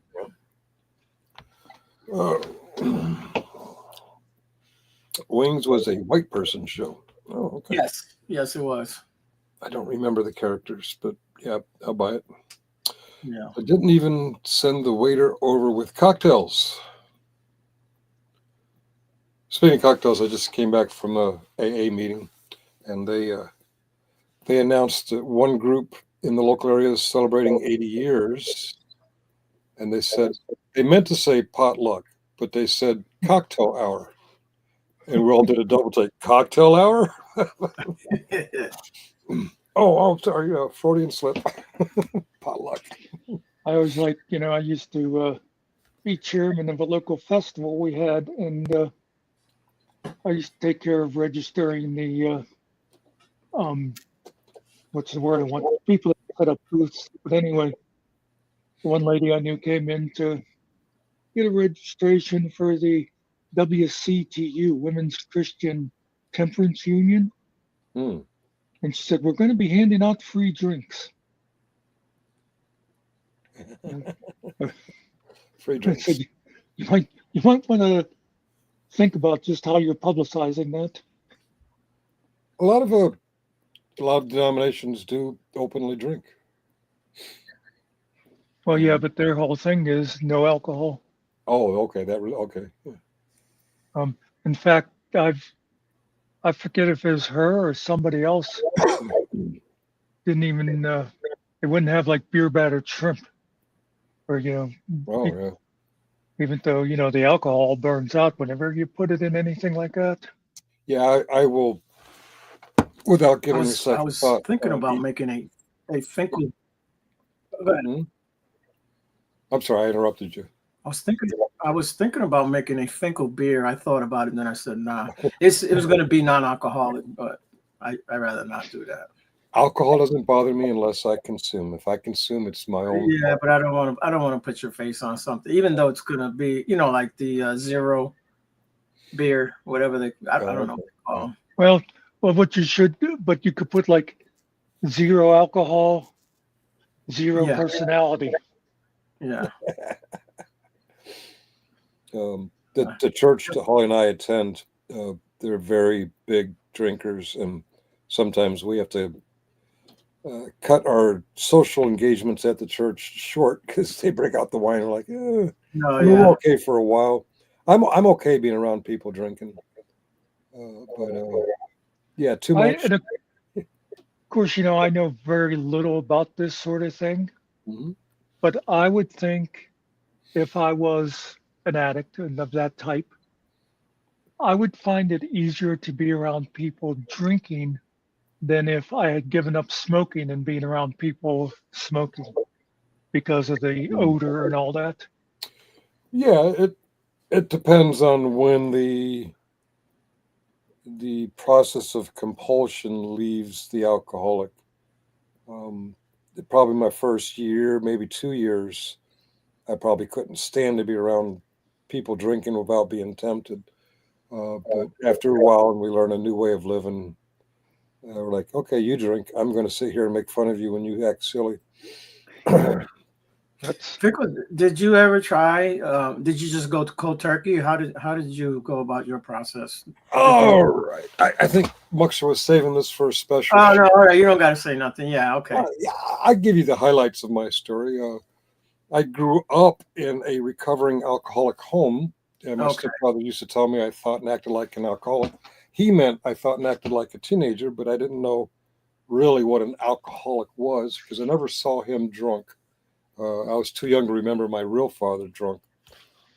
So I grew up drinking and thinking every time I would drink, I would have a mental argument with my stepfather. See, I'm not an alcoholic. I can drink normally. Of course, I wasn't really drinking normally. It was all in my head. But at one point in 2011, got a big argument with my then girlfriend, my now ex-girlfriend. And I figured out a way to get her off my back to start drinking because her ex was an abusive alcoholic. So all I had to do was pop open a beer and mix a martini, and she'd get off my back. She'd just stay away from me. Well, on this one particular night in early May of 2011, she gave me the silent treatment, except she would throw out jabs. I got tired of the jabs. I'm like, okay, I know how to shut her up. And I mixed a martini. She says, "Are you making a drink?" I'm like, "Yeah, you're not talking to me anyway, except for to throw jabs at me." And she says, if you're going to drink, I can't talk to you. And I'm like, yeah, okay. And then the next day she says, I can't be with a drinker. Oh, that's an ugly picture of me. Whoa, that's got to be AI enhanced. What the fuck? So, having grown up in a home of 12-step program and not really understanding it and thinking she was telling me that I am an alcoholic, that's not what she was saying. She's saying she's just going to be around me when I was drinking. Right. I decided to agree with her. I would not drink until I could prove to her that my drinking was her problem, not mine. So I did the usual internet searches. I went to the library and checked out the regular books, and I couldn't find the answer, but I remembered, aha, I know who's got the answers, the experts. So I looked up a local AA meeting, and it was an open meeting. So I went and I explained to them, I'm not an alcoholic. I'm just here to get the answers from you to prove to my girlfriend that I'm not an alcoholic. And of course, they chuckled. And by the end of that meeting, I realized, okay, my drinking is my problem, not hers. She might make it her problem, but it's really me. So I went to a few more meetings and came to the conclusion that I might be an alcoholic. I worked some of the steps and talked the talk and walked the walk. I went like 13 months without drinking, going to meetings regularly. But in my head, I'm thinking I'm not really an alcoholic. I'm just this is a great group of people, and my girlfriend's sitting off my back, and she ended up breaking up with me anyway. Yeah. She was just looking for an excuse, and that was, hindsight. I'm glad to get rid of her. But one day after being my eyes open to alcoholism, I was really pissed off the world, and I went to an Applebee's. An Applebee's that was shared a parking lot with a 7-Eleven. And it kept going over my head how the compulsion, the concept of compulsion is triggered when you consume. A lot of people drink to feel better. If they have a bad day, they want to drink and make the day better. A lot of people have a great day and want to make it even better, and they drink.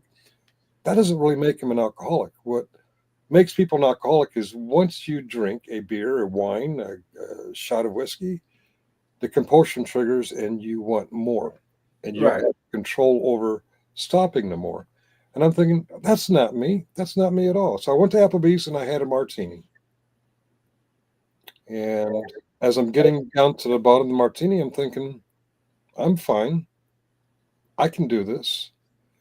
And so I paid for the martini and I left the bar, and I was so happy because I figured I just proved I'm not an alcoholic. I walked away from less than a full martini. I went right across the parking lot and stocked up on Yuengling beer. And for the next 3 weeks, I drank every fucking day. And as I'm going over stuff that I learned in AA, and the fact that on the mornings I woke up and had a beer or a vodka or a whiskey, I wanted more. And I really couldn't stop until I ran out, until, something out of my control stopped me. Right. That's when I realized I had the compulsion triggered by consumption. So I went back. I worked the steps for real, all of them. Several times. The same group of men. After we finished a step group, we'd start another one. So repetition and longer term sobriety. I realized that I am an alcoholic, and only step 1 talks about stopping drinking. Steps 2 through 12 talk about a better way of living, honesty, turning things over to a power greater than ourselves, whether we believe in God or not. Right. Admitting our faults, being willing to make amends to people we have wronged, doing daily inventories, all that stuff. What step is honesty? Honesty is all of them, actually.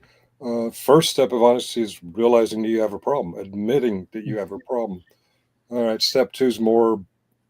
Step 2 I struggled with the first time around because it talks about I came to believe a power greater than ourselves could restore us to sanity. The first offensive thing I found about that is somebody out there 70 years ago is claiming that I am insane. Hmm.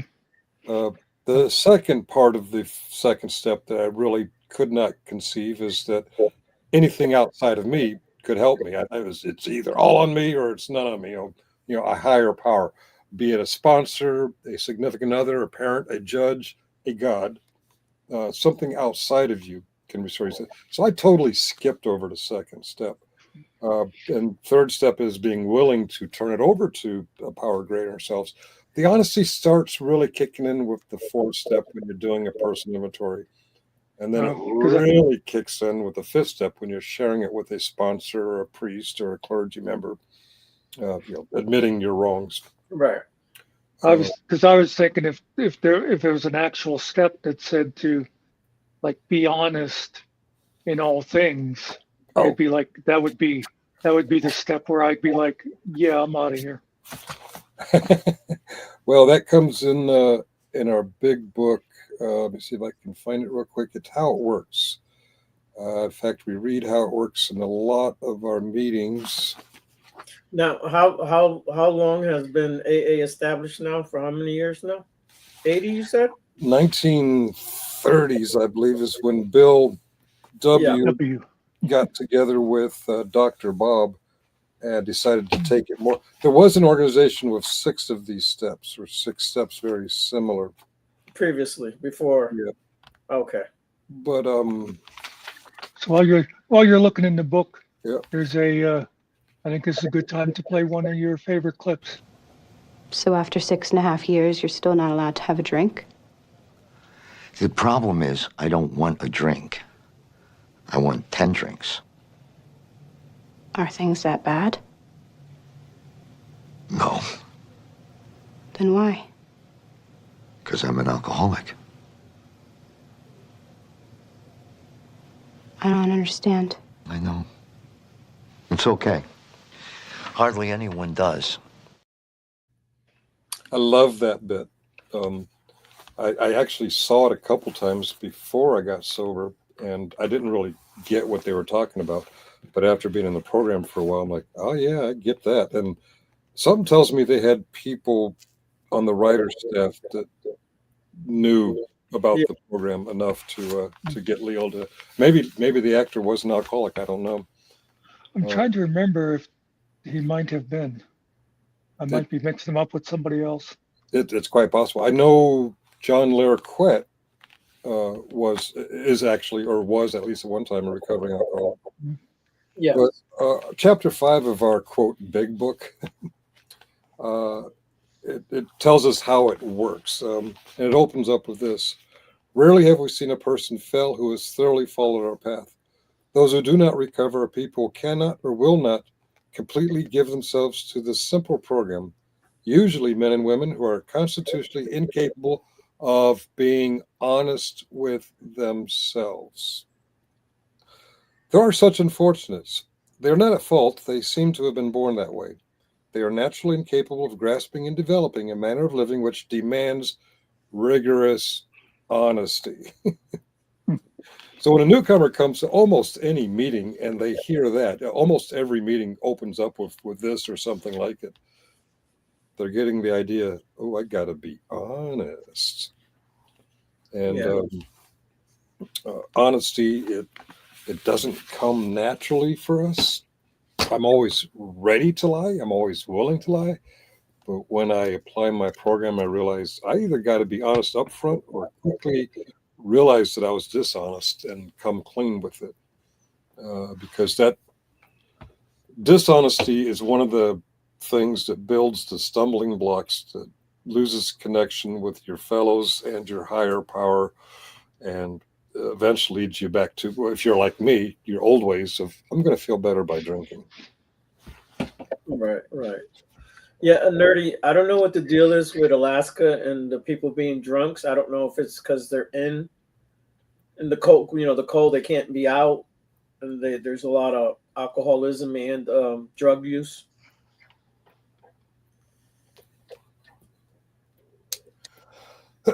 I'm going to guess. I don't know. I'm not a. I don't know if it's like having Alaska. fever, where they're locked up for, not that they're locked up, but it's, they stay inside more. Yeah, I'm. What little I know about Alaska includes Nerdy, who I believe works at a oil field or oil refinery, and she commutes to work Yeah, by airplane. So I'm thinking or rowboat. people in similar situations don't get out much and don't make a lot of human connections. So one way to feel better about your lack of connections is intoxication. I don't like people that much. Some people are fine with isolation, Yeah. but we are a social creature. We're meant to be in herds. We're meant to Well, yeah, connect to others. I can do without people too, Nerdy, sometimes. So I'm thinking one of the things about AA that is probably great for when someone first starts Hmm. is, how people, I know they don't call it testify, whatever, but whenever, like you're sitting there and you hear other people telling their story about the things they did and that you'd be like, oh, so it's not just me. Right. Yes, it is. We like to call it a we program because no one has to do it alone. People do. And I by no means think that AA is the only way to live or the only way to recover from addiction or alcoholism. But it works for me and it works for countless others. Do they have a program for people that live with alcoholics? Like they're not alcoholics. Al-Anon.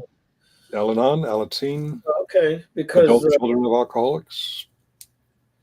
I have trauma from alcoholics in my life. I really do, man. All right. Yeah, that's specifically for that. Family members said it's the same kind of thing. They can go and talk about Like, their experiences of living with or dealing with an alcoholic. because there's people that I will totally avoid, that I shouldn't avoid them, even family members, because I can't stand their drunkenness and the way they act, and it's just oh no, not this guy again, not this. Yeah. And their family, just like, what do you do, Yeah. Yes, see, that's the thing with me with a lot of this is years ago I'd have been that girl in that clip I just played because I didn't have any of this close to me when I was growing up. My father drank, but he didn't get drunk and beat my mother or anything. He just, if he got drunk, he sang. Mhm. It was like no one close to me that really had a problem with any of that. So it's harder for me to relate to it. Yeah. I think I kind of understand it more now, but yeah, it's Even with over 12 years of continuous sobriety, I can be around people drinking. I can even be around people giggly drunk. Where I get annoyed are when people get either self-pitiful or angry. If they're out dancing and they're a little giggly and a little sloppy, I'm fine with that. Yeah, they're having a good time. That's all. That's how I see it. But it's when they start touching people and Yeah, I love you, man. or Yeah. well, like really like touching women that they shouldn't be, or touching kids, or it's like, Yeah. or they get violent. They all of a sudden they're 4'5" and they think they're 10'9". You know what I'm saying? Yeah. It's like, really, dude, this is why you drink. And this is why I don't hang with you, because now you're getting me into a fight now. I don't want to fight nobody. I didn't come here for this crap. I told you before, that's why I never really liked bars, is because I'd have those guys that either wanted to, and it's usually some little punk, would want to come up and either pick a fight with me or just be annoying, saying they wanted to be my friend. Yeah. By the way, I was going to mention, Finkel, I know there's still stuff you need to get straightened out that, but if we ever get to do that panel, we can do it on yours now. Okay. Yeah. You can open it or however you want to do it. Yeah. But I mean, that way you'll be able to, if you want to bounce somebody or highlight something, now that you got your StreamYard going, we don't have to do it on mine. Oh, that's right. When we first started talking about it, I was StreamYardless. Yeah. You know, one of the reasons I like living where I live here is because I don't really know anyone, and I don't have no family here. And I tell my old lady that the whole time. I'm like, you really want to go back? A lot of times she wants to go back, and I said this, and then I remind her things happen, and we get phone calls that this is what you want to go back to. Remember, if we go, they're going to be in our house. They come here, and within a week they want to leave. They ain't shit here, man. One liquor store, and I don't tell them where it's at. But we don't have liquor stores. Yeah. I'll take me to Walmart. I'll drink beer then. I'm like, yeah, whatever, man. Well, you're in Virginia. You don't have ABC stores? Yeah, but if they're not from here, they don't know where the hell the store is. There's only a store in town, bro. And then you got to like travel far to the next ABC store. Mm-hmm. In Connecticut, there's a liquor store on every corner, dude. Mm-hmm. There's more liquor stores than churches. Now, let me tell you, here there's more churches than anything else. But over there, there's a liquor store everywhere. When I was in Seattle, I noticed a lot of the convenience stores had liquor in them. I'm like, whoa. Okay. There you go. They just changed that in Pennsylvania a couple of years ago. Convenience stores can sell 6-packs now. It used to be that you could only get beer in a distributor, and well, it's still alcohol is still just the state liquor stores. Yeah, it was illegal to even like go to a bar and buy a beer and walk out with it. Yeah. I think it's still like that in a lot of places. You can't walk out of a bar with a beer in your hand. Normally, no. We did notice during COVID that people they go up to a restaurant or a bar takeout window and get a sippy bag of whatever their favorite adult beverage was, and they can walk around Old Town with it. And that bothered me in Holly a little bit because people were out walking around drunk. Yeah. You happen to see a video where a cop comes up and the guy has an open container, and the cop just comes up to him and grabs him and takes the bottle out of his hand and immediately throws him in cuffs, and the guy's going, before you detain me, you want to do your investigation. Should you do your investigation? And the cop was like treating him like shit, and then the cop finally looks at the bottle and it was near beer. Or some of these weird sodas or iced teas. They look a lot like a beer can.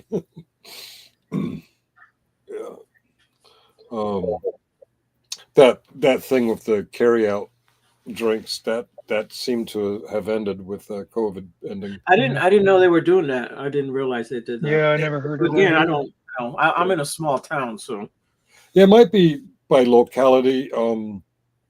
Old Town Alexandria, there's a lot of places to walk around, park benches, and it's right at the end of King Street, where all the restaurants and bars are. It might have been very local. I would hope they weren't like getting in the car and sipping as they're driving back to Springfield or something. Right. The only thing, I do miss being on my StreamYard. I can't click on Nerdy's thing and make it highlight. The only thing I'll make with canned salmon. Oh, wait a minute. They're talking about something completely different in the chat. Oh yeah, they've been talking about fish. Yeah. Okay. All right. I thought it was booze related. My mother used to make really good salmon cakes with canned salmon, so I don't care what you say, Nerdy. Mm-hmm. Oh, right. We're talking about it. I really don't know why it works in AA as opposed to other formats people use. And it does work for some people in other formats. I think AA's success and other 12-step programs is it's not just the idea in talking about it. We don't like to give drunkalogs. Oh, I remember the last time I was drunk. It's more sharing our experience, strength, and hope. And it seems to benefit the talker more than the listener. Yeah. I don't like to be a AA historian, but the popular belief in AA is what made the difference with Bill W., the co-founder, is he was on the 6-step program and he relapsed several times on that. When he went to Akron, Ohio, he was a stock broker. He did some stock research and his business venture failed very badly. He was feeling very bad about himself. He goes back to his hotel, and at one end of the lobby is a bank of payphones. At the other end of the lobby was a bar. And he's having this internal argument with himself. Do I go to the bar or do I call someone for help? And then finally he went to the desk and he asked for a roll of nickels. He wasn't going to the payphones to call for help. He decided he was going to the payphones to call around to see if there's someone he could find that he could help. And that seemed to be all the difference in the world. Instead of calling some priest or some other former drunk saying, I need help, he called priests and hospitals looking for someone who was really struggling with alcoholism and he could go tell his story to. And he finally found Dr. Bob, who was about to lose his job as a doctor because he was drunk yet again. And he sat down with Bob and he told his story. He stayed sober that night. The next day, Bob called him and abracadabra, AA's born. Right. It's just off from there.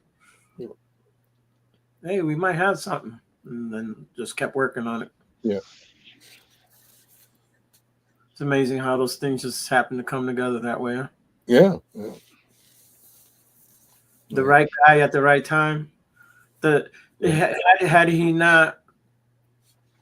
he been a successful doctor, maybe without the alcoholism, maybe would have never had it. You know what I'm saying? Oh yeah. Apparently, he was a very good doctor. He just was undependable because he kept getting drunk. Right. I can't remember what the program before AA was called, but they had 6 steps, and a guy named Ebby got Bill on that track, and Bill kind of kept those 6 steps and weaved in 6 more. I don't remember which 6 steps were the original, but sharing their story was a big part of the difference. Right.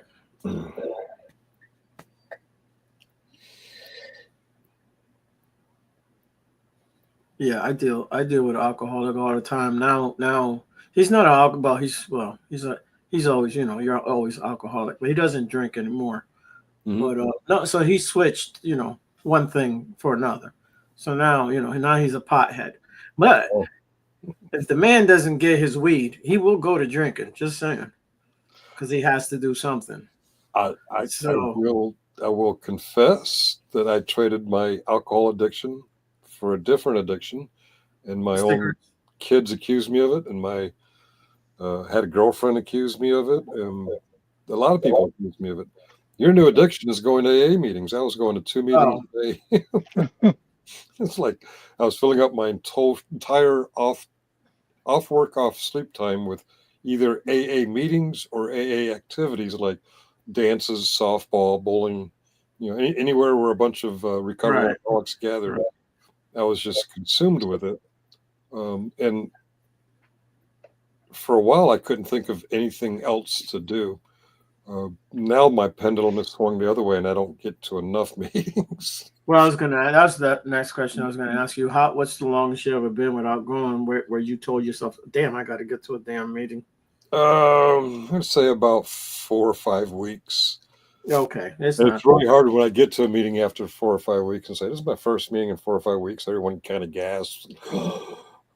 Did you drink? Okay. No. But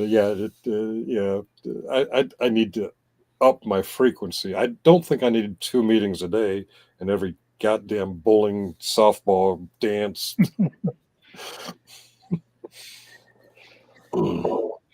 But yeah, it's more than just once every 4 or 5 weeks is definitely. it's the way we're all wired different, you know.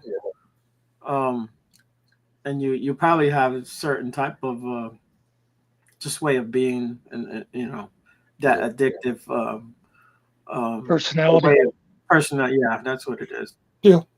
Especially something new like that, you try to get more and more because you know you really want to do better with yourself. You know what I mean? And you really don't want to fall off the horse. You're like, hey, if I go to another one, I know I'm going to stay on track. You know, I'm not veering. I'm going straight. This honesty thing almost got me in trouble a few times. Where I'm working now, I'm an incident manager, and one of our tasks while we're coordinating an incident recovery is we track lessons to be learned. And anytime somebody does something wrong that we can improve upon, it's like a military after action review. We make a note of it so that we can look at it later and work on improving on that aspect. And the first boss I had at this job, he didn't like that I would include in my lessons learned areas where I screwed up.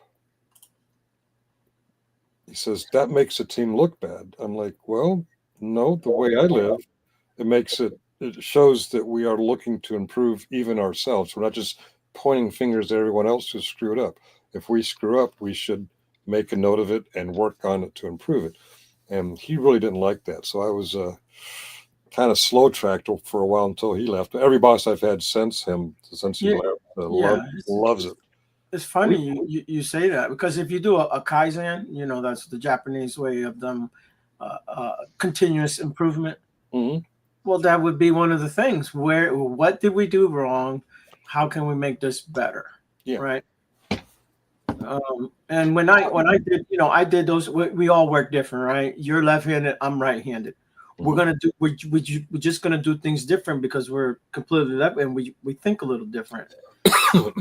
Because I watch my old lady, and just the way she holds things, she holds them different in her hand. Mm-hmm. So when I would train people, I'd be like, listen, this is the way I do it. Doesn't mean it's the right way. For me, it's the best way and the fastest way. Yeah. But if you can find a better way, and you can show me, and I think it works, I'll do it the way you do it. Yeah. But if you have, you know, however you feel comfortable, do it that way. I don't, you know, I'm not saying it's perfect, but I'm trying to show you the way that I do it. I think it's the best way to do it.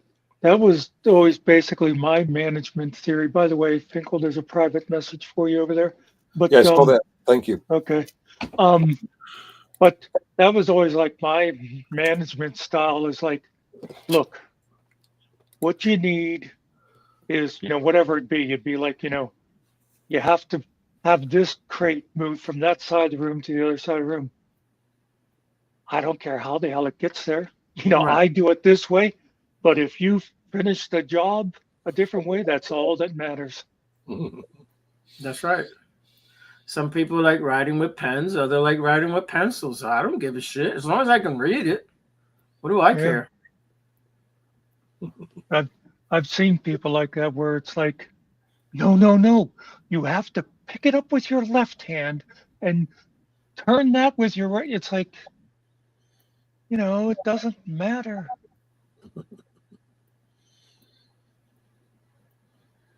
Get the data on the paper. Yeah. We can all improve on ourselves. It doesn't have to be. I don't know if I could get much better. Well, yeah, you are right about that. You got your boots on, Finkel? I got waders on myself. I joke about being perfect all the time, but it is a joke. I know. I'm far from it. We can all get better. That's right. Sometimes someone has to point it out because you don't see it, so they have to tell you. You know what I mean? I notice a lot of people and I kind of think it's the majority, but I haven't done a survey, but a lot of people are very much not self-aware. Hmm. You know, you know what Yeah, I mean? I can be that way at times. Yeah. But once you tell me, then I'm very aware of what I'm doing, and then I try not to do it. Yeah. At least not in front of you. You know what I mean? If it's something that bothers you or whatever. Yeah, I'm mindless a lot, and if I'm with Holly, she's very happy to point it out when I'm being not Yeah. very Okay. mindful. Oh, isn't that a woman thing? Yeah. Well, I think she's calling me out on my man thing. Sometimes she'll be talking to me, and I'll be thinking about one response, and she's gotten to where she can read my face. She goes, "What did I just say?" I'm like, Yeah. I got called out about 6 times today myself. I knew a girl, she'd be talking, and all of a sudden I'd hear her say something. So that's how the monkey ended up owning a unicorn. And I'd go, what? And she'd go, yeah, I knew you weren't listening to a thing I said.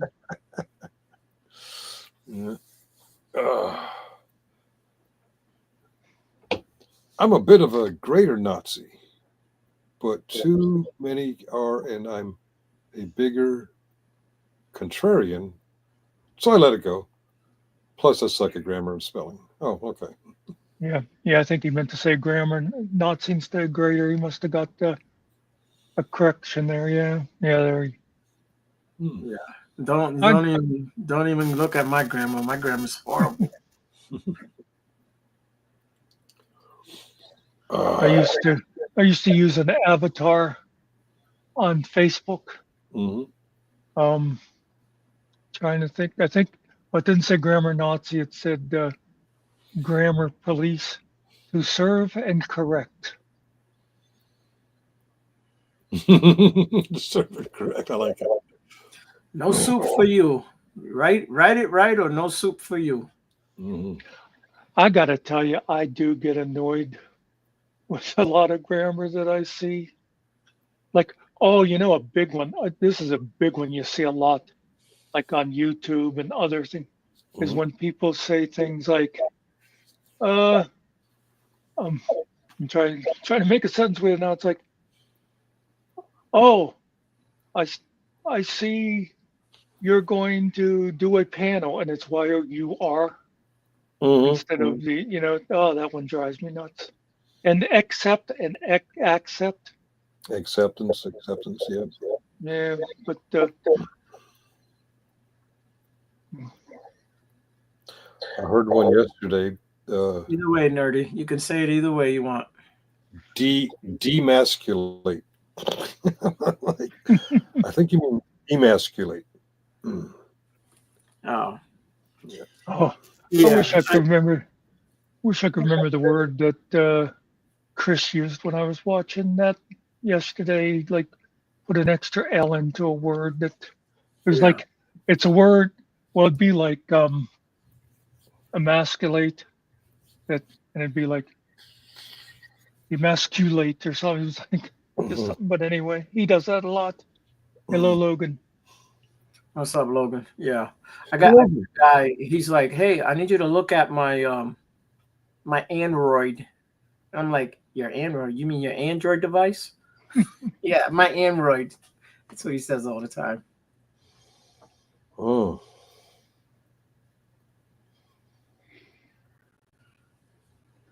Then until he also calls me Earl because he doesn't know how to say my name right. Whatever.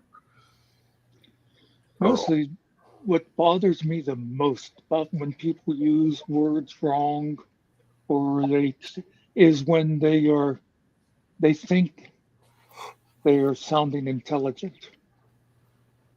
It's like one thing if it's just someone in like conversation, and I might cringe inwardly at some stuff, but when they're like trying to tell you why they are right about whatever's going on in politics or something like that, and they're using terrible grammar, it's like, why the hell should I believe anything about your economic theories if you can't even pass 8th grade English? Yeah. That's me. You know, I'm a simple dude, but I'm a very good listener. I don't use a lot of words. I don't use big words, but I notice when people talk, I notice every word you say. I'll be like, oh, that's a word I never say daily. I would never say that word. It's just a regular English word, but it's like, it's just I didn't grow up that way. I grew up in the hood. I don't know. It's like a different lingo or something. There's a lot of words that I can use, but I never say them. Well, I don't purposely use any words that I think are big and flowery or whatever, but I was just telling Nurse Today a story back when I used to be president of the fire company. And one time we got a letter from somewhere or other, and the secretary read the letter. And it was like, so what do people think? And I said, well, it all seems kind of ambiguous to me, which I didn't think was a big word, but I looked out at the meeting and there was like 40 pairs of eyes staring back at me.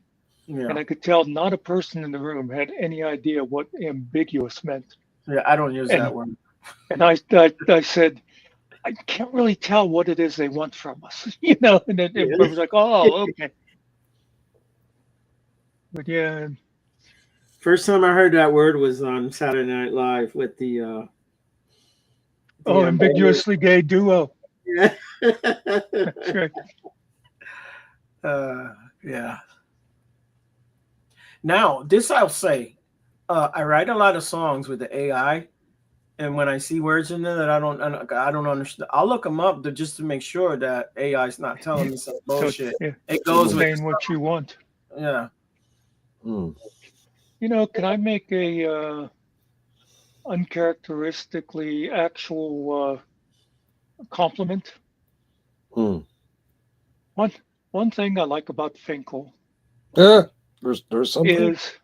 Is I know Holly does it too, but I also will correct his pronunciation of a word or tell him what a word means.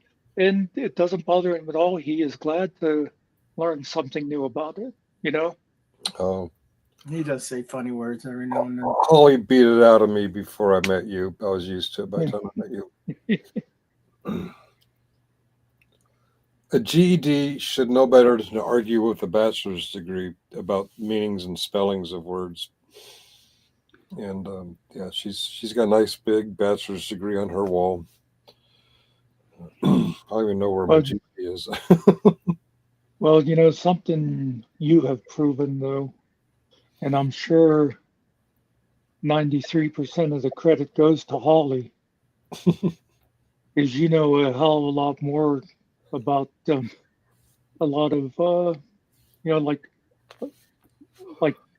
that Shakespeare thing and just different stuff like that than a lot of people I know that have master's degrees. I would say somewhere over 90% of what I know about Shakespeare, Bach, Beethoven, Mozart comes from being around Holly. Shakespeare, I don't think I read anything from Shakespeare after 10th grade until I met Holly. I never. The whole "the world's a stage" thing. That's the one. I was shocked when I heard that at this modernized Shakespearean play. I didn't realize it was actually. I thought it was meant to mock Shakespeare. But we got to the scene where the world's stage, and I leaned to her and I say, I think that's from a real Shakespeare play, and she just gave me the raised eyebrow. Hey, shut up. Shut your mouth. How do you think we want? That's funny. Yeah. Really? Mm-hmm. Although I did beat her on the Fatale motif. Dun dun dun dun. Yep. Oh. She didn't know, but I knew. SOS? Or no, V for Victor. Yeah, that's right. V. Yeah. Of course, I knew that from watching a really old movie, The Longest Day.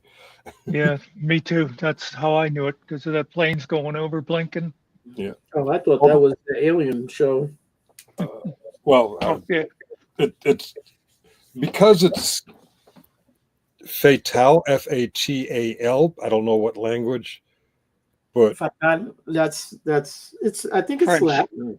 Is it? Well, Okay. Well, I mean, most of French is, Yeah, comes it's from fatal. Latin, but it's a French word like a femme fatale. Yeah, yeah. the English understanding of Fatal is fatal. Hmm. So we hear the fatal motive, the fatal motive, and it's da da da dun. It's often mistakenly associated with scary scenes.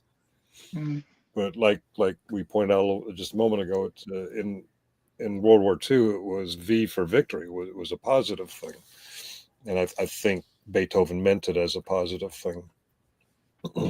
Muxler, you watched the TV show there, the series. It was Deadwood. Oh yeah, yeah. All right. Whoever wrote that, it was like, I love watching it because the English that they spoke there is not spoke here in the United States. Let me tell you, even though it is the United States, it's a different time. But it was like, this is actually great because I could pick up on a lot of words that I was like, this is pretty cool. I think if I lived back then, I wouldn't be able to understand half of the shit they were talking about because it's like they're not speaking my English.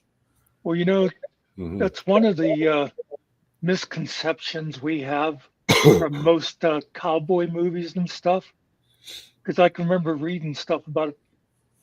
They weren't dumb. A lot of those people, well, the vast majority of them were very well read in that because, of course, they didn't have TVs and stuff. So they knew poetry and literature and all that, and they spoke that way. Yeah. We think cowboys were all John Wayne. Yeah, yeah. Carte Blanche may be right. She opines that I thought everyone took English literature in years 11 and 12. You may be right, but 11 is where I started going wrong. I learned how to skip classes.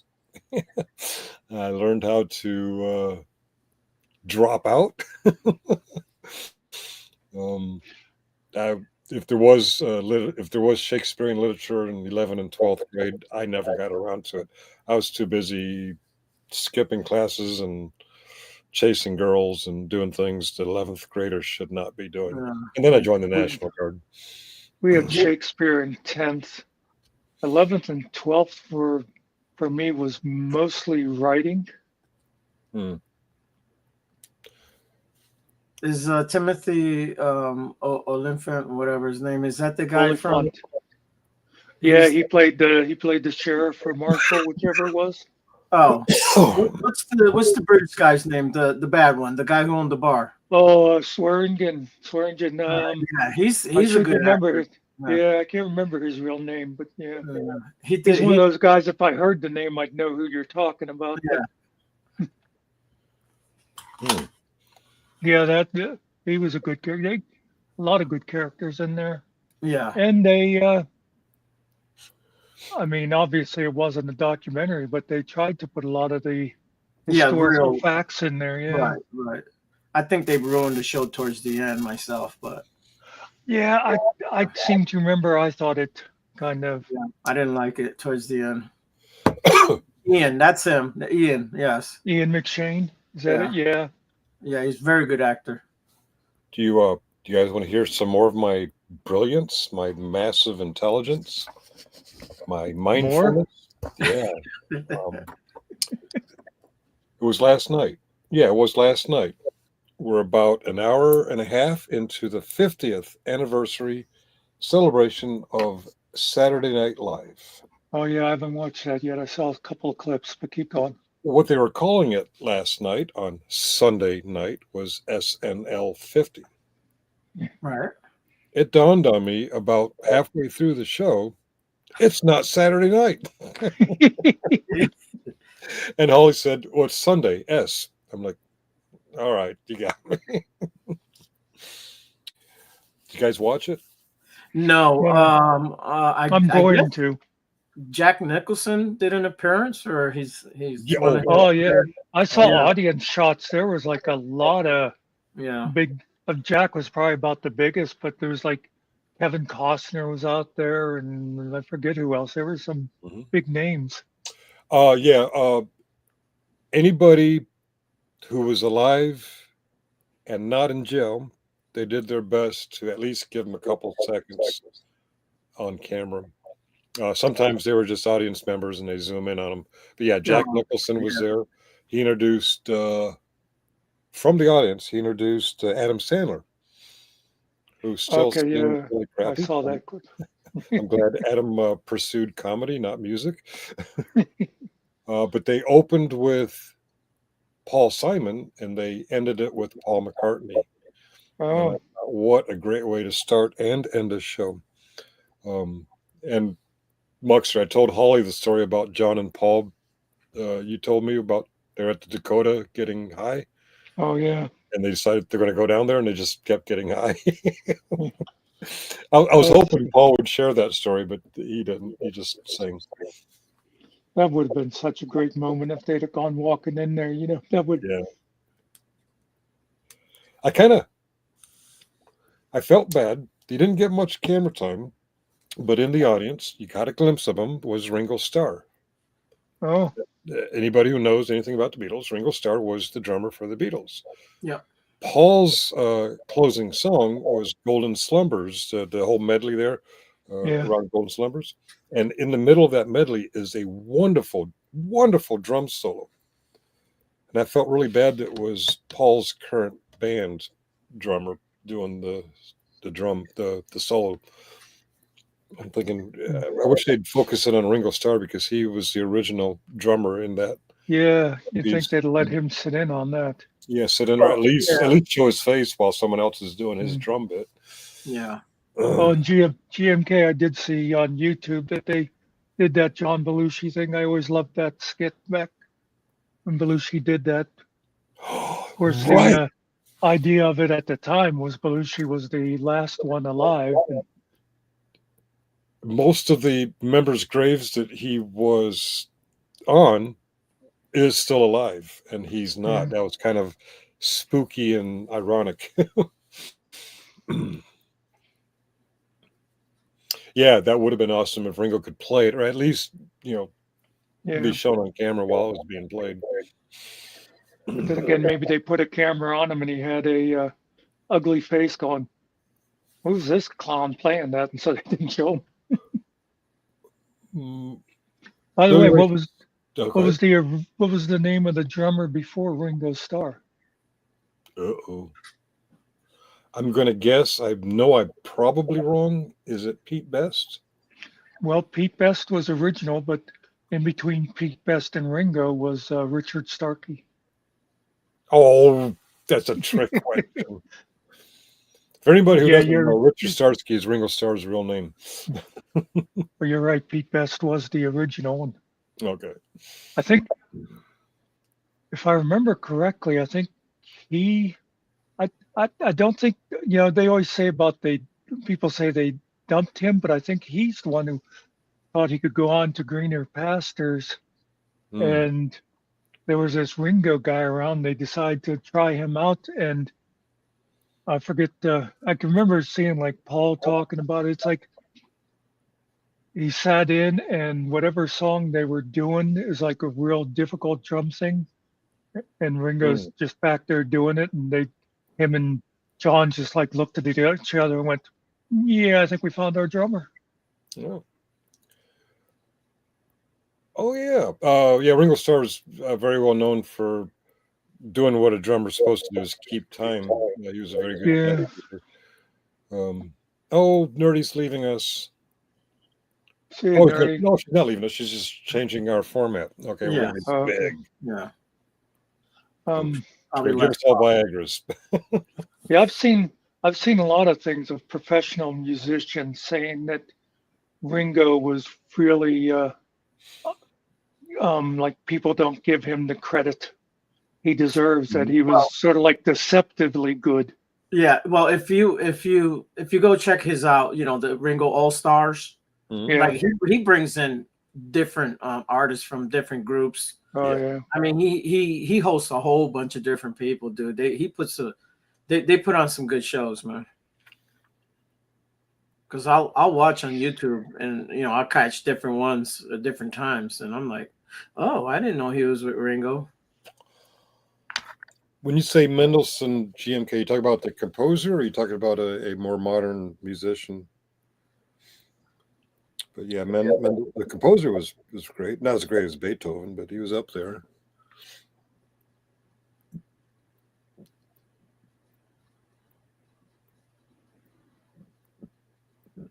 Oh, excuse me. I think my favorite composer was Vanilla Ice. Yes. Ice Baby. Oh, they did a Black Jeopardy skit. They started. I did see that, but yeah, Oh. go ahead and say about it. I loved it. They did start it with Eddie Murphy, who was, I can't remember the actor. Yeah, he was playing the guy standing next to him. Yeah. I can't think of his name either. But then they took the camera away from the panel, and Yeah. when they put it back on, all of a sudden there's Tom Hanks with his MAGA hat on. That was great. That was the best Black Jeopardy they ever did, was with Tom Hanks. as Oh that yeah, he young was guy. good. Yeah. Playing the redneck. Yeah, Tracy Morgan. It was Okay. funny because Tracy Morgan was just like, whatever. He was like Frank or something. And then they go to Eddie Murphy and it's like, oh, we have a celebrity, Tracy Morgan. He really played Tracy Morgan well. Yeah. Yeah. And the real Tracy Morgan says, I don't see the resemblance. Yeah. And you could tell Eddie was like ad-libbing stuff because you could Yeah. hear, what's her name? The lady, I forget her name. I like her too, but she was laughing sometimes. You could tell she wasn't expecting some of the stuff he said. Oh, yeah. Usually the SNL casts were very good at keeping straight faces while they're doing their skits. But Eddie Murphy, Will Ferrell, and some other guy did a scared straight bit where they were inmates. Yeah. And at one point they got down behind the kids that they were trying to scare straight. And all three of them were cracking up. They just couldn't keep a straight face. But one of the musical interludes was a Sinead O'Connor piece, Nothing Compares to You. It was a duet performed by Billy Ray Cyrus's kid. What's her name? Yeah. Miley. Yeah. And I got to tell you, she sucked. But Really? But she was doing a duet with another lady who I'm not familiar with. Holly knows her. And she was doing a really wonderful job. Because Miley actually has a good voice. She does. Maybe I'm just biased because I cannot stand to listen to her talk. Have you heard her talk? No. Dude, she sounds like an 80-year-old woman that smokes 4 packs of cigarettes a day. Horrible. I like. Oh, he's talking about the composer Mendelssohn. Okay, I didn't know if there was another Mendelssohn out there. I like. There's a YouTube video of Miley singing "Look What They Done to My Song" with Melanie. Who, of course, was the original singer of that. I really like it. Miley's godmother is Dolly Parton. Okay. I think you said that once before, yeah. Yeah, I remember. I think she mentioned it on. She was on The Voice a couple of seasons. Mm-hmm. Excuse me. It was funny. I was getting really heavy eyelidded. We had a long day, and an hour before 8 o'clock, they were doing the red carpet stuff. Whereas different celebrities were coming in, they were interviewing them and doing little pre-show skits. And one guy came in and they asked, how long do you think this will go on? He says, I think we'll wrap it up around 3:23 a.m. And I knew he was joking, but I wasn't sure. Well, I thought he was joking, but I wasn't sure. And as we're approaching 11 o'clock, I'm thinking, oh my God, he was serious. And then just a few minutes before 11:30, they bring on Paul McCartney. I'm like, oh, this has got to be the end. Which that medley ends with a famous Beatle bit called "The End." So you're saying you were having trouble staying Continuing awake? I with can't imagine. the wrap up here. The For Public Safety YouTube channel is in litigation against Christopher Ruff, JJ Scarborough, Todd Bryant, and Michael Kaiser. We are using our raid lawsuit attorneys who You know, it works without the sound too. The back sound is dubbed, but I really did fall asleep that night or that morning. Oh yeah. Well, you really did snore too. Did I snore? I didn't. I don't snore. Well, Yeah. Your only witness went to TV, so she can't vouch for you. Or was GS still on when I did that? I don't know. no, it was just me and Nerdy.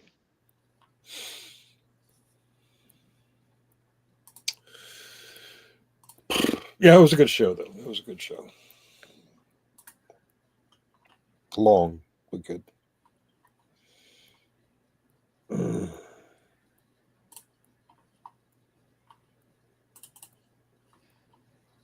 Was that Huh?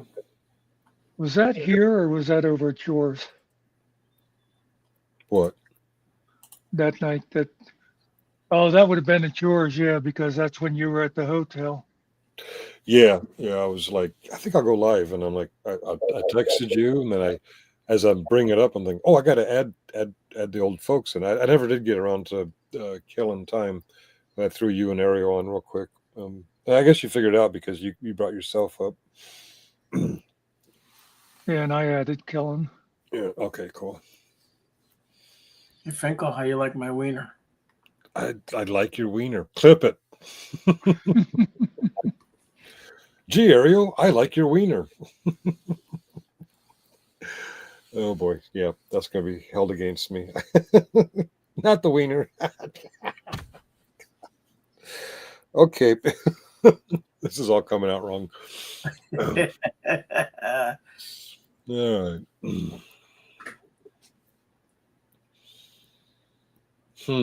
Is that wiener? I did write a song about putting my hot dog in your bun. There is a song about I need a hot dog for my bun. It was sang by a lady in the 1920s. Oh, cool. You guys talk. I'll see if I can find it. It's surprisingly suggestive for the era. Yeah.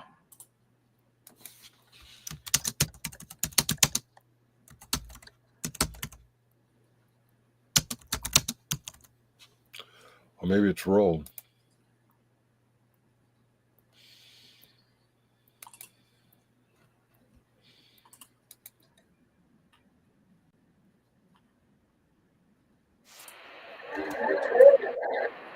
Yeah, I found it, but I will leave it up to the channel owners if they want to play it. I don't think it's copyrighted, but I'll put the link in the back chat if you guys are interested. If you're not, that's fine too. It's a million years old. What's the ha ha ha one? I don't know what that is. Not familiar with ha ha ha.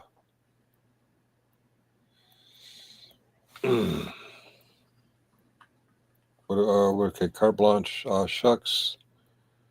Yeah, I'm not sure what the reference is to ha ha ha.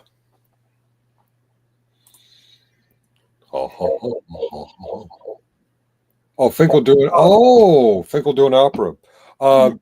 It's a clip on my StreamYard. I don't know about these guys' StreamYard. Muxa should have it. The voice one. Yeah, I'm looking for something else right now, but okay. Let me see. I got it here. Give me a second.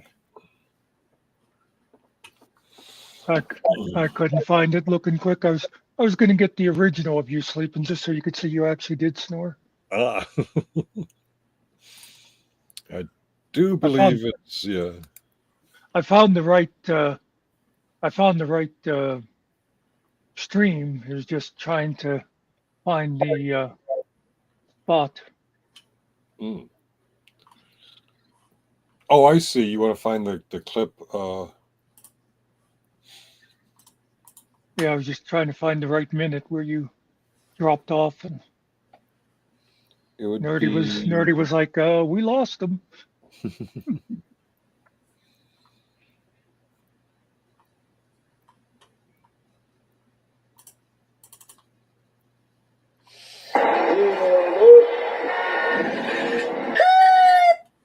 What was that? Oh, that's a.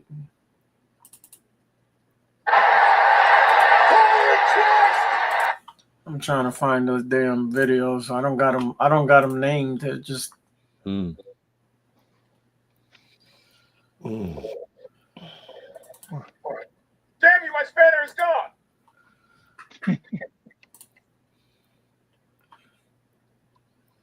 While you're looking for that, here's the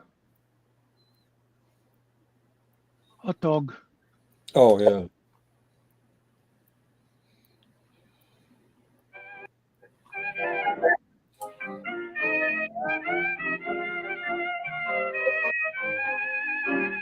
Hot dog, hot dog. Here come the hot dog man. Hey, come here. What is it, lady? What I see, you got a hot dog stand. You know something, Sue? I'm known now as the hot dog man. Yes, the hot dog. Listen.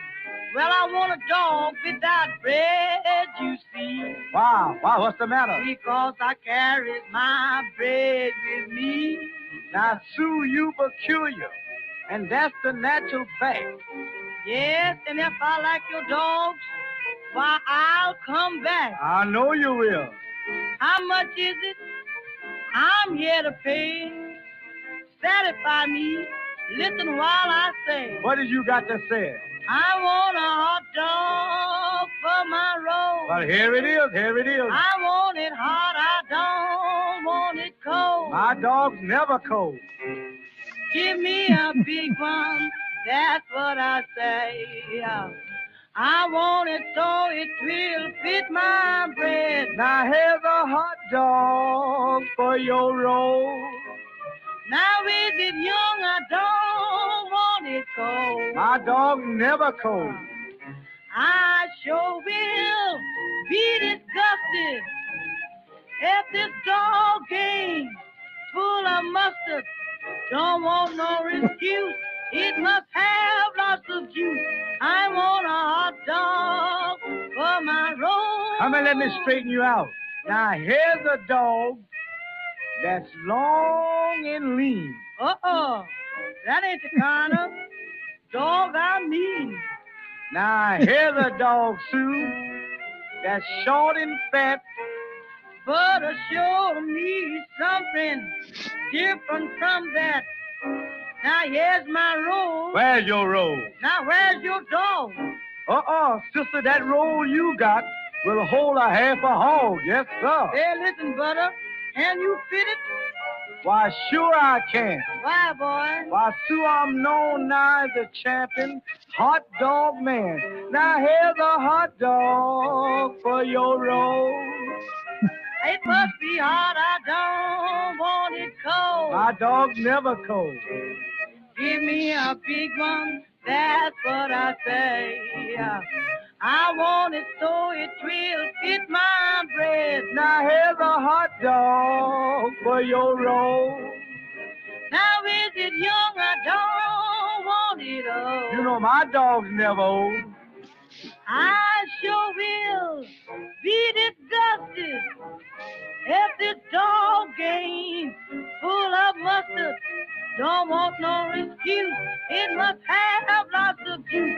I want a hot dog for my roll. Hot dog man is gone. I'm gone, hot dog.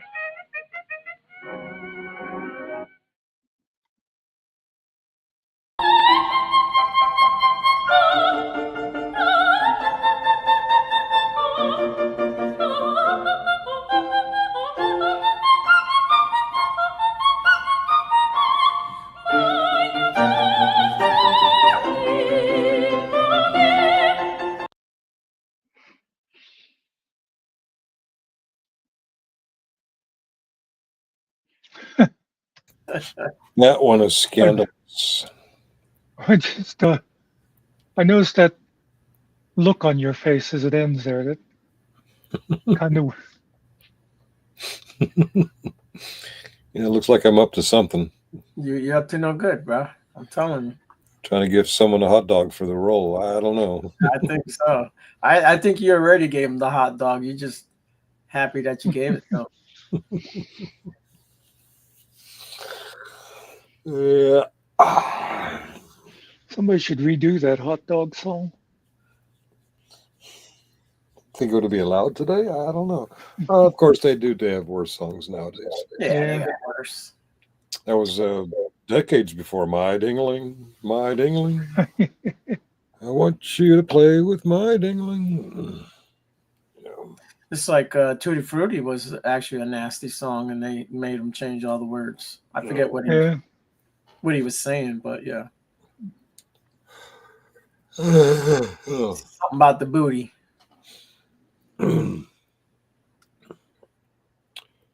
Just perfect, thanks. Oh, that's right. That was my request. To this day, Monster's nurse doesn't know how that man did that. Yeah, that one nurse, whenever first made the full voice video with it, and when the part came up with you, she goes, "Oh, I thought that was a woman singing the whole time." It's like, oh my God, please don't send this one back here. Yeah, she's the one that gives you the prescriptions. It's nice knowing you, Muck.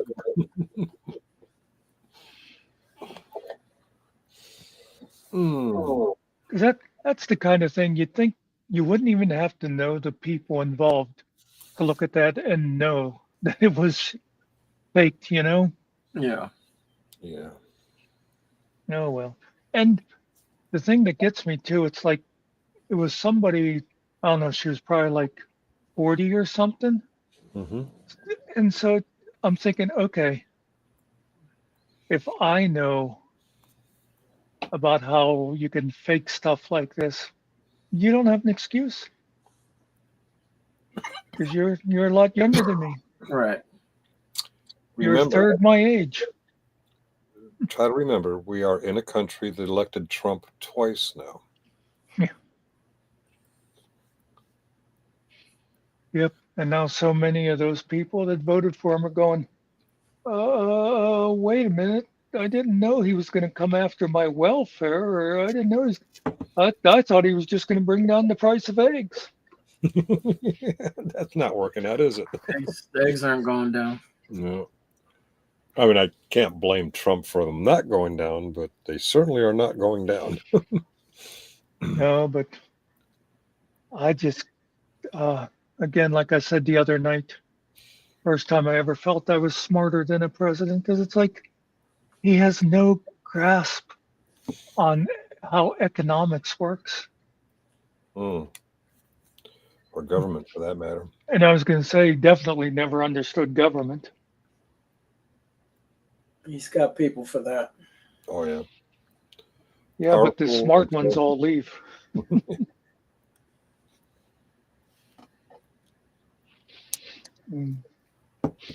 Oh, excuse me.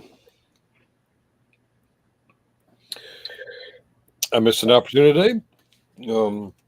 I had another meeting I had to go to, but an hour before the meeting, which was too late for me to react, my daughter sends me a picture from Springfield. They had quite an anti-Trump rally out there. Mm-hmm. She sent me a picture of a guy saying, holding a sign, "I'm a veteran, not a sucker or a loser." Oh, who is that? That's vet. Vote vets. Okay.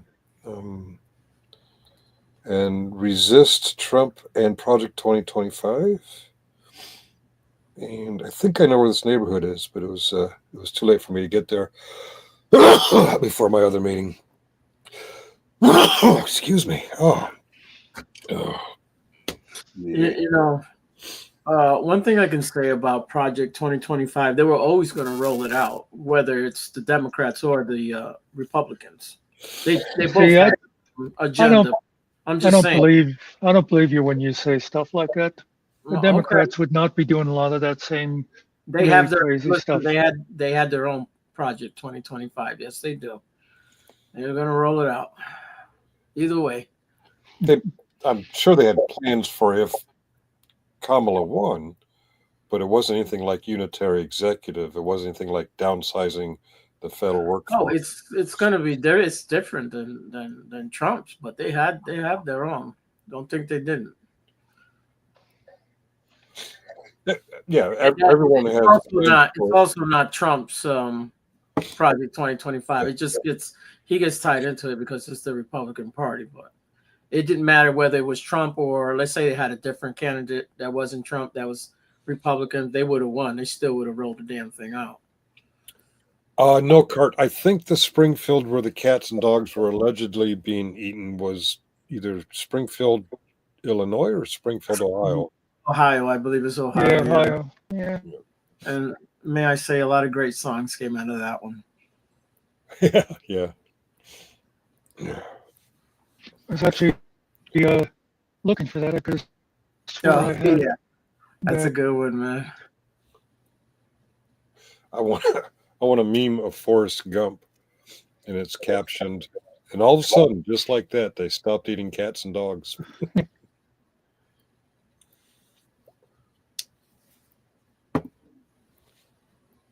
Where is that? Because I know I've inserted it into other videos.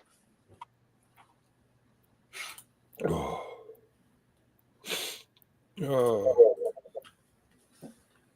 You get a thumbs up, Ariel. Oh. Actually, that's coming from Australia, so technically that's a thumbs down. It is.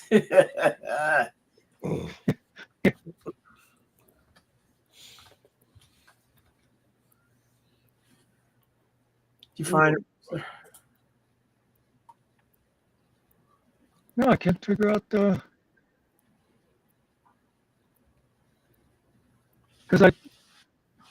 I know I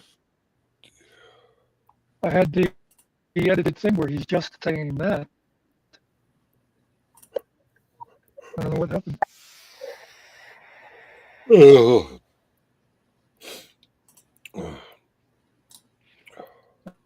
Yeah, I always liked with that how when he said that and they showed Kamala just laughing her ass off. I put one in the back. You can play that one.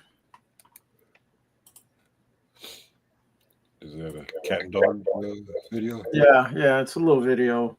Yeah. It's cute. They are eating the dogs. They are eating the cats. They're eating the people's pets. Okay.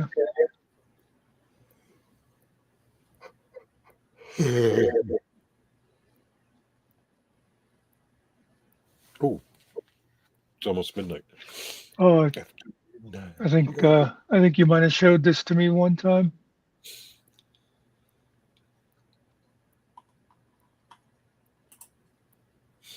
In Springfield, they're eating the dogs. They're eating the cats. Eat the cat. Eat the cat. They're eating the dogs. They're eating the cats. Eat the cat.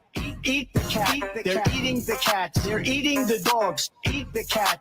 Eat the cat. Eat the cat. Eat the cat. Seeing red, so don't push me. Ain't Donald Trump trying to grab him by the... Said it was some Haitians, somewhere out in Springfield. Women doing cartwheels. Have you seen Garfield? Eat the cat. Have you seen Snowball? This about to snowball. I'm about to go off. I can't let this go on. Miss me like an airball. Tell me where my cat is coughing up like a hairball. Eat the cat. I gotta tell them if they even put the fingernail on Santa's little helper to turn them to hamburger. Help with somebody better help them, cause with jail for showing them. Skelter. Usually I'm content, but if you touch my dog, then I'm turning into John Wick. I'm lit. Bird better drop it. If you touch my pet, then I'm pulling up like CrossFit. They're eating the dogs. They're eating the cats. Eat the cat. Eat the cat. They're eating the cats. They're eating the dogs. Eat the cat. Eat the cat. Eat the cat. Eat the cat. It's a shame, it's a pity. God overseas where they said Hello Kitty. But it ain't finished right here in your city. When I turn my back, now the cat goes missing in the where my peoples is at. Does anybody know where he flipped with that? Cause I heard they putting claws on felines, I'm mad. And my cat disappeared just like Felix the cat. And they eat the cat. Got paid back.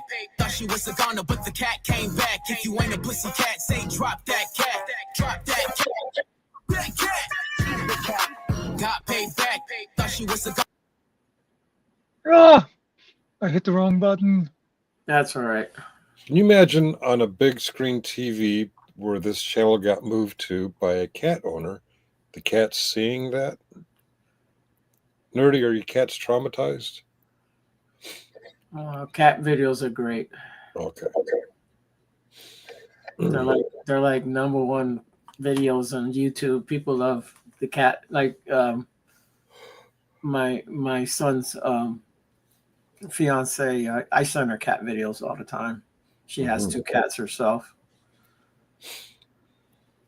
I even wrote her a song about her and her cat and them fighting in the house and the cat attacking her at night and stuff.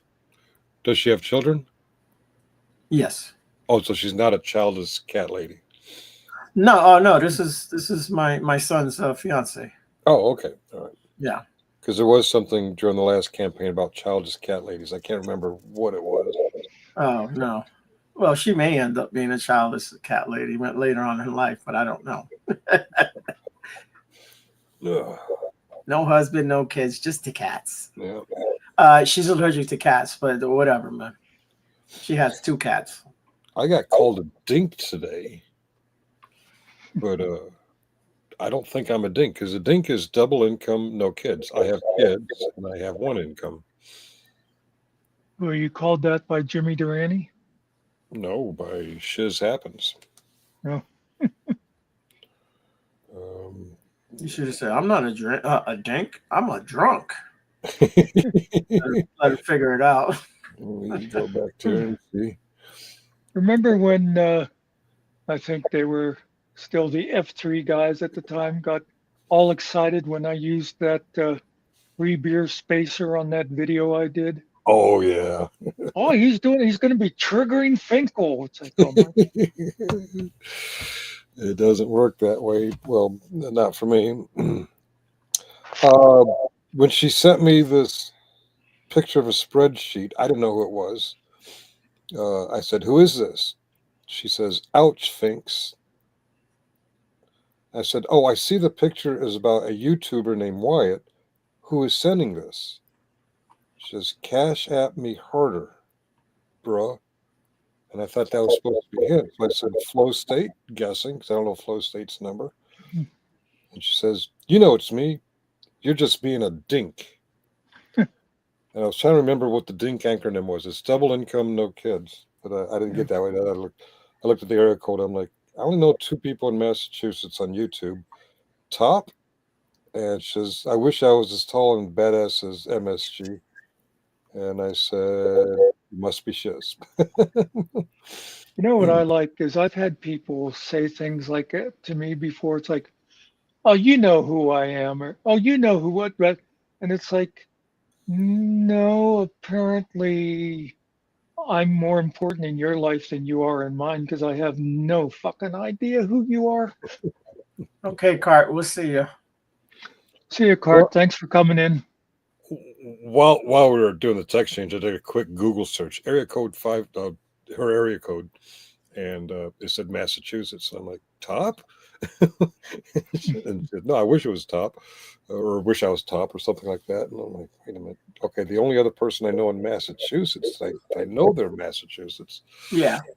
But I'm like, what the hell has she still got my phone number for? Well, we know Sarge. He's from Mass. And why? Yeah, Mass, sir. Yeah. Yeah. But a different area code. You said you think the fake Finkel was over in Wyatt's, huh? Because that's why she sent that to you. Well, she said, what'd she say?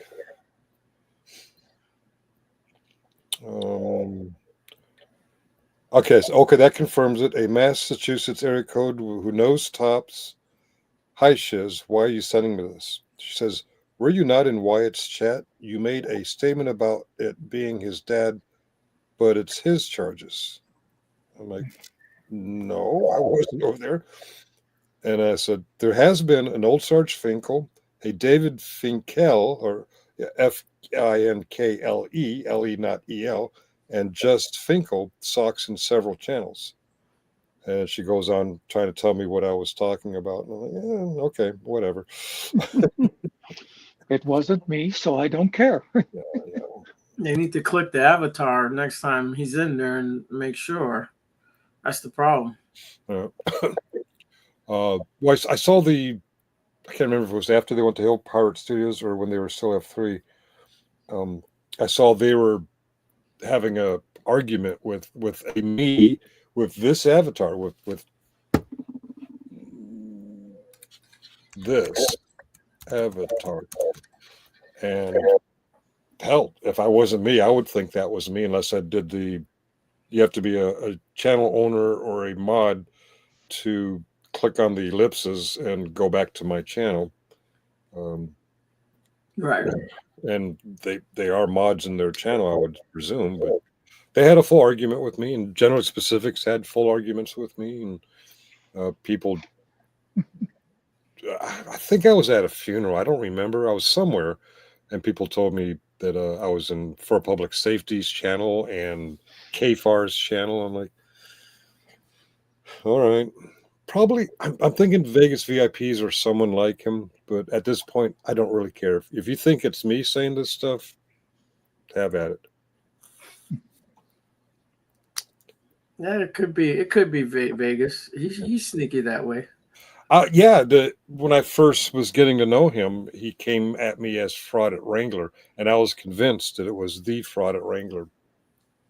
Right. I remember I got pretty pissed off thinking it was Fraud at Wrangler. I think it was you guys. Like, no, it's just Vegas.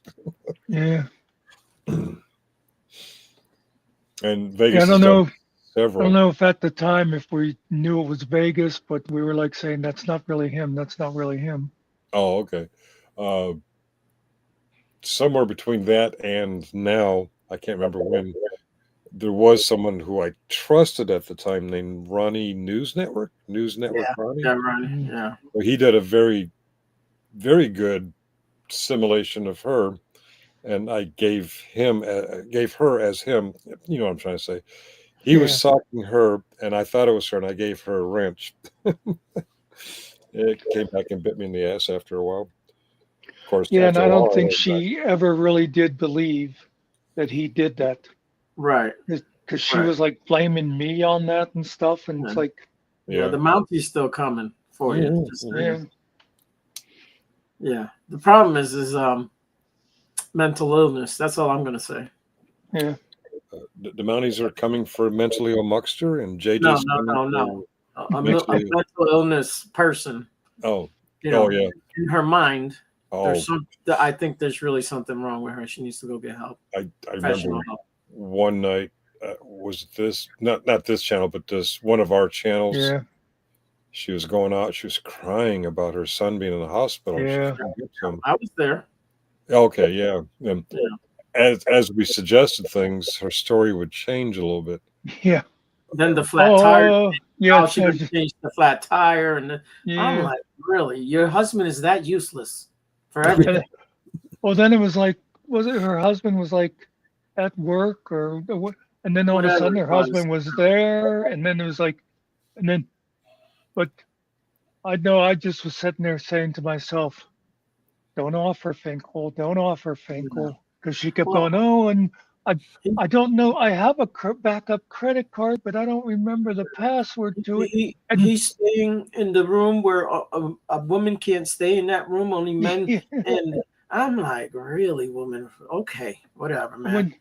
When she was describing the hospital, it sounded like it was like out of the 40s or something. You know, it's like there's these wards, and the bathroom is down at the end of the hall, and it was like, you know, I understand that the boy has some issues, and I hope he gets help. But really, come on. When she started, my first gut instinct was to offer financial help. But it didn't take long as her story was changing. I'm like, yeah, no, this is one of those. Yeah. Yeah, it was, well, I kind of have a suspicious nature anyhow, but I right off thought, oh, I know what she's doing here tonight. Finkel, if you send me $500, I'll stop eating the dogs, eating the dogs, eating the cats. Okay. Well, you forget, I'm a Kamala Harris voter. I want the cats and dogs to be eaten. Send me $500, and next time you come here, I'll promise donuts. Oh, well, There you go. I appreciate that. $500 donuts. Yeah, everybody have a donut avatar then. Well, You want yours glazed? yeah. Sprinkles.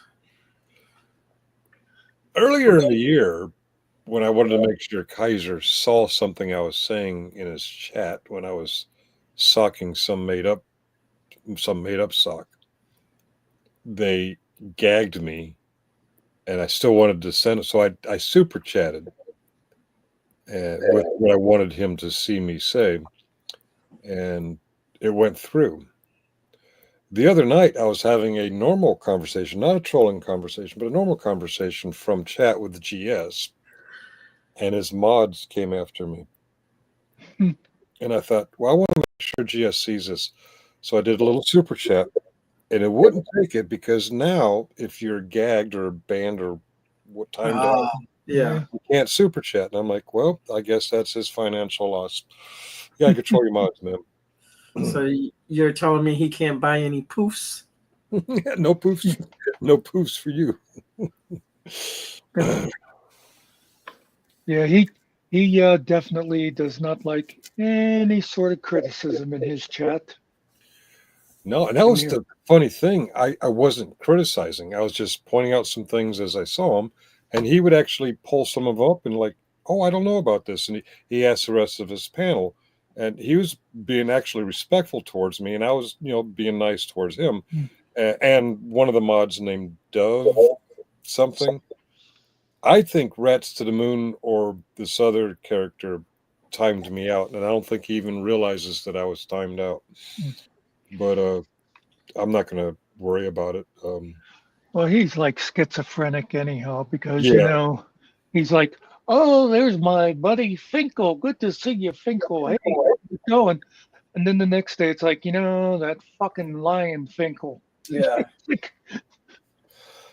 I haven't found it yet, but I've been told that the morning I did the time I was at the hotel in O'Hare, after we were on the panel, I took a shower, had a crap coffee. I went back on, titling it Fraud at Wrangler, and I threw out the idea someone should create a Fraud at Wrangler fake account like they did for public safety. It was like 7-8 minutes long. It was real quick, down and dirty. Didn't mention GS once in it. I've been told that GS went over it for an hour, predicting that I was going to say something nasty about him. I'm like, I spent an hour to go over a 7-minute video and didn't find what you're looking for. Good for you. That's something I noticed years ago is narcissism and paranoia go hand in hand. Yes. Because you always think they're talking about you. I did go over there today while the movie was on. I put it on. I could listen and read while I was watching the movie, and he did. I did that for a little while too. He did mention your name tonight. Just me saying. or Mustard? Yes, Finkel. Yeah. Yeah. Did you have nice things to say about me? Probably not. Well, I forget what he was talking about. But Just yeah, the word Finkel stands out. yeah. Yeah, I don't know. He is, I don't know, schizophrenic. Is that the word? Bipolar? I don't know. Sometimes he talks nicely about me. Sometimes he's an asshole about me. Yeah. Well, okay. And it won't have anything to do with a recent video you've done or anything. He just, it's, I mean, like I was watching something of his the one night too. You know, I don't sit and watch him, but I'll see like a clip or whatever. I'll go and you know, like from his title, it's like I just wonder what he's saying about this. But anyway, that and this was fairly recently, within the last couple of weeks, and it was like it had nothing to do with the conversation they were having. But all of a sudden, he brought up the thing about Izzy and the donation to his ex-captain or whatever it was. And it's like, I'm thinking, oh my God, dude, that was like 8 months ago or something, you know? Right. Who knows what's going on in that little brain of his? My favorite is still the other night that I had him chewing his lips and that, just because making that one little comment. You know, when he was taking credit for Nikki, and he just sat there and started steaming and steaming. Okay, it is Tuesday. It is Yes, after it is. midnight. Scruples. You guys ever play Scruples? Yeah, I can't remember it, but I remember we used to play it. Yeah. Situation. You do get paid overtime when you work hours that aren't yours. And a well-known sick caller outer is supposed to log on at midnight at the end of the holiday. And it's 11 minutes after midnight. He has not done so. Do I jump on and take some overtime? Or do I just enjoy the vacation that I took? Well, now that you have 3 employees again, you can use the money. I'd say take your time. You know, El Borracho over there is going to have to do something. Let me check email and see if he emailed out sick. He's sick, all right. Yeah, he's unwell, but he needs to go talk to Bill, whatever that guy used to. I think so, but although we do something called 12-stepping, we don't evangelize. Well, if somebody wants help, we'll go help them, but he doesn't want help. I don't try to recruit him. Yeah. One of my favorite movie lines of all time, Paul Newman, Life and Time of Judge Roy Bean.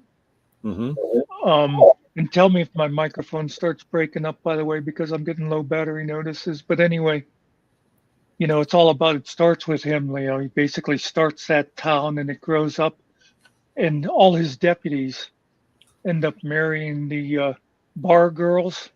Oh, yeah. And then later on, the bar girl, all those, you know, they become like the society women. And they're now like wanting to shut down his bar and stuff. And I just always remember him going, there ain't nothing worse than a reformed whore. And, you know, it's so true, because like somebody who quit smoking, they just won't shut up to other people then about it. Somebody who goes on a diet and goes to the gym, it's like, then they're talking nutrition to everybody. I can't stand people. Yeah. You just weighed 400 pounds 2 months ago or whatever. You're right. Yeah. And there are be recovering the same alcoholics who go out to the bars looking to save people. Yeah, I would find that very annoying. Yeah. It's not good. Yeah, And plus, as you know better than me, the person has to be ready anyhow. Right. And that's where our 12-step work comes in. If somebody reaches out for help, we're there for them.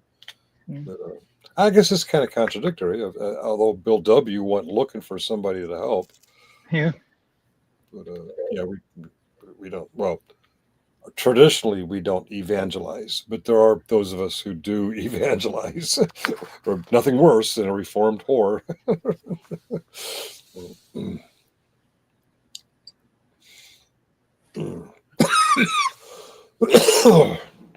Yeah. If Craig doesn't want help, I can't help him.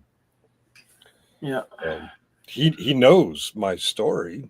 I'm open about it. Yeah. But, you know, so he knows where to get help if he wants it. He doesn't want it. Well, I'm gonna be getting out of here since our audience is so huge. You guys can carry this. What let me What? go to the audience. Oh, we got one watching. Thank Oh. you, whoever you are. Oh, that's probably me. If I close this, will it go to zero? Well, yeah, I 'cause got this has zero. been I don't know. yeah, this has been saying 0 here for a while. Okay. Yeah, and like I said, my battery's dying, and I think Finkel's been looking to bow out for a while too. Yeah, I should probably try and get some sleep. There's a chance. I don't even know how big of a chance is. Part of the death certificate process in Virginia is they need someone to identify the deceased, and it might be too hard for Holly, so I might get the call to identify her sister. Yeah. I'm not looking forward to it, but if it happens, I don't want to put Holly through the trauma of seeing Right. her, but it may turn out that Holly wants the closure of seeing her, so I got to play it by ear and just be at the ready. Yeah, that sucks. I know a totally different situation, but lady who was running the library when I first started working there, her son was killed in a rock climbing accident. And they told her, no, you don't want to see him. You don't want to see him. And I remember her saying to me afterwards, she said, I should have just insisted. She said, because my imagination is worse than whatever could have happened, been in that box. Right. But so there might be some. I don't They understand. scheduled a funeral. I don't understand this identification necessity, because in this day and age with dental records, fingerprints, DNA, I don't know if any of that's on record for Gina, but Well, I was going to say that'd be the thing, like dental records. If she's ever been to a dentist and they did a X-ray, yes, but that would be a pro.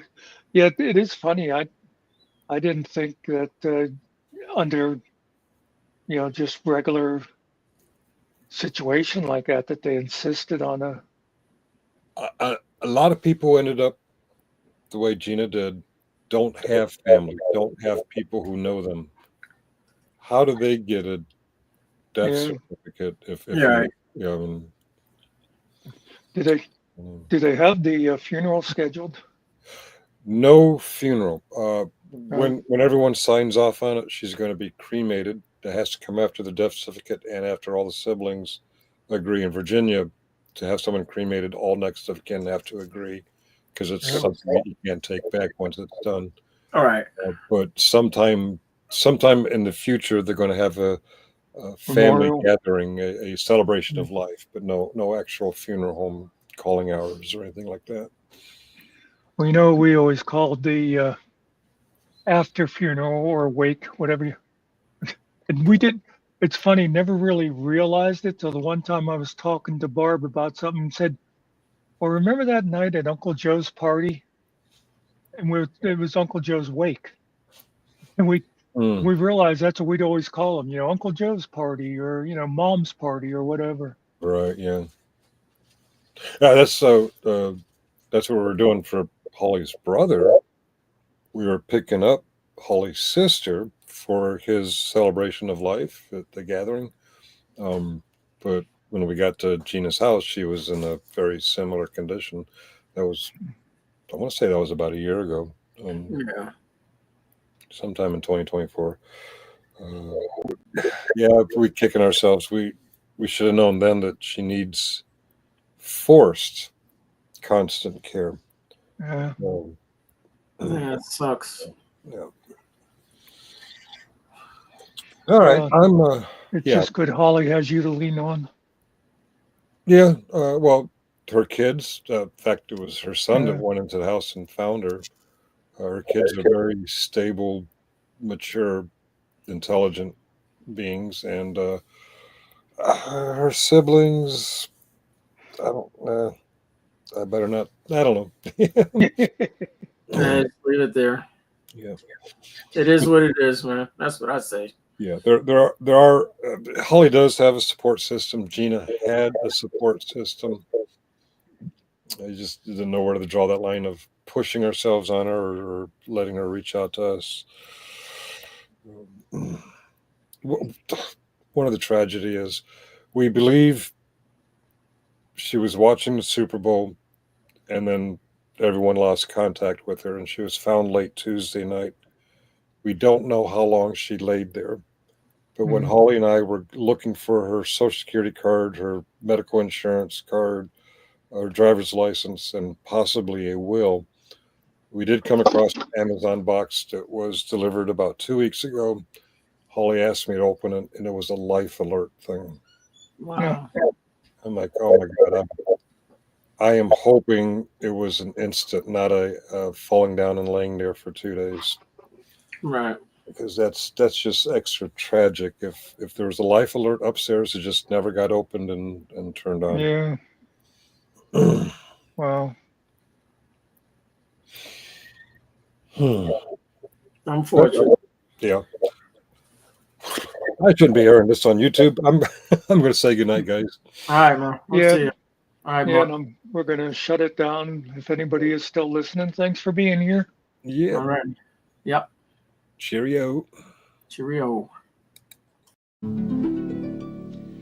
I'm so glad we had this time together, just to have a laugh or sing a song. Seems we just get started, and before you know it, comes the time we have to sing.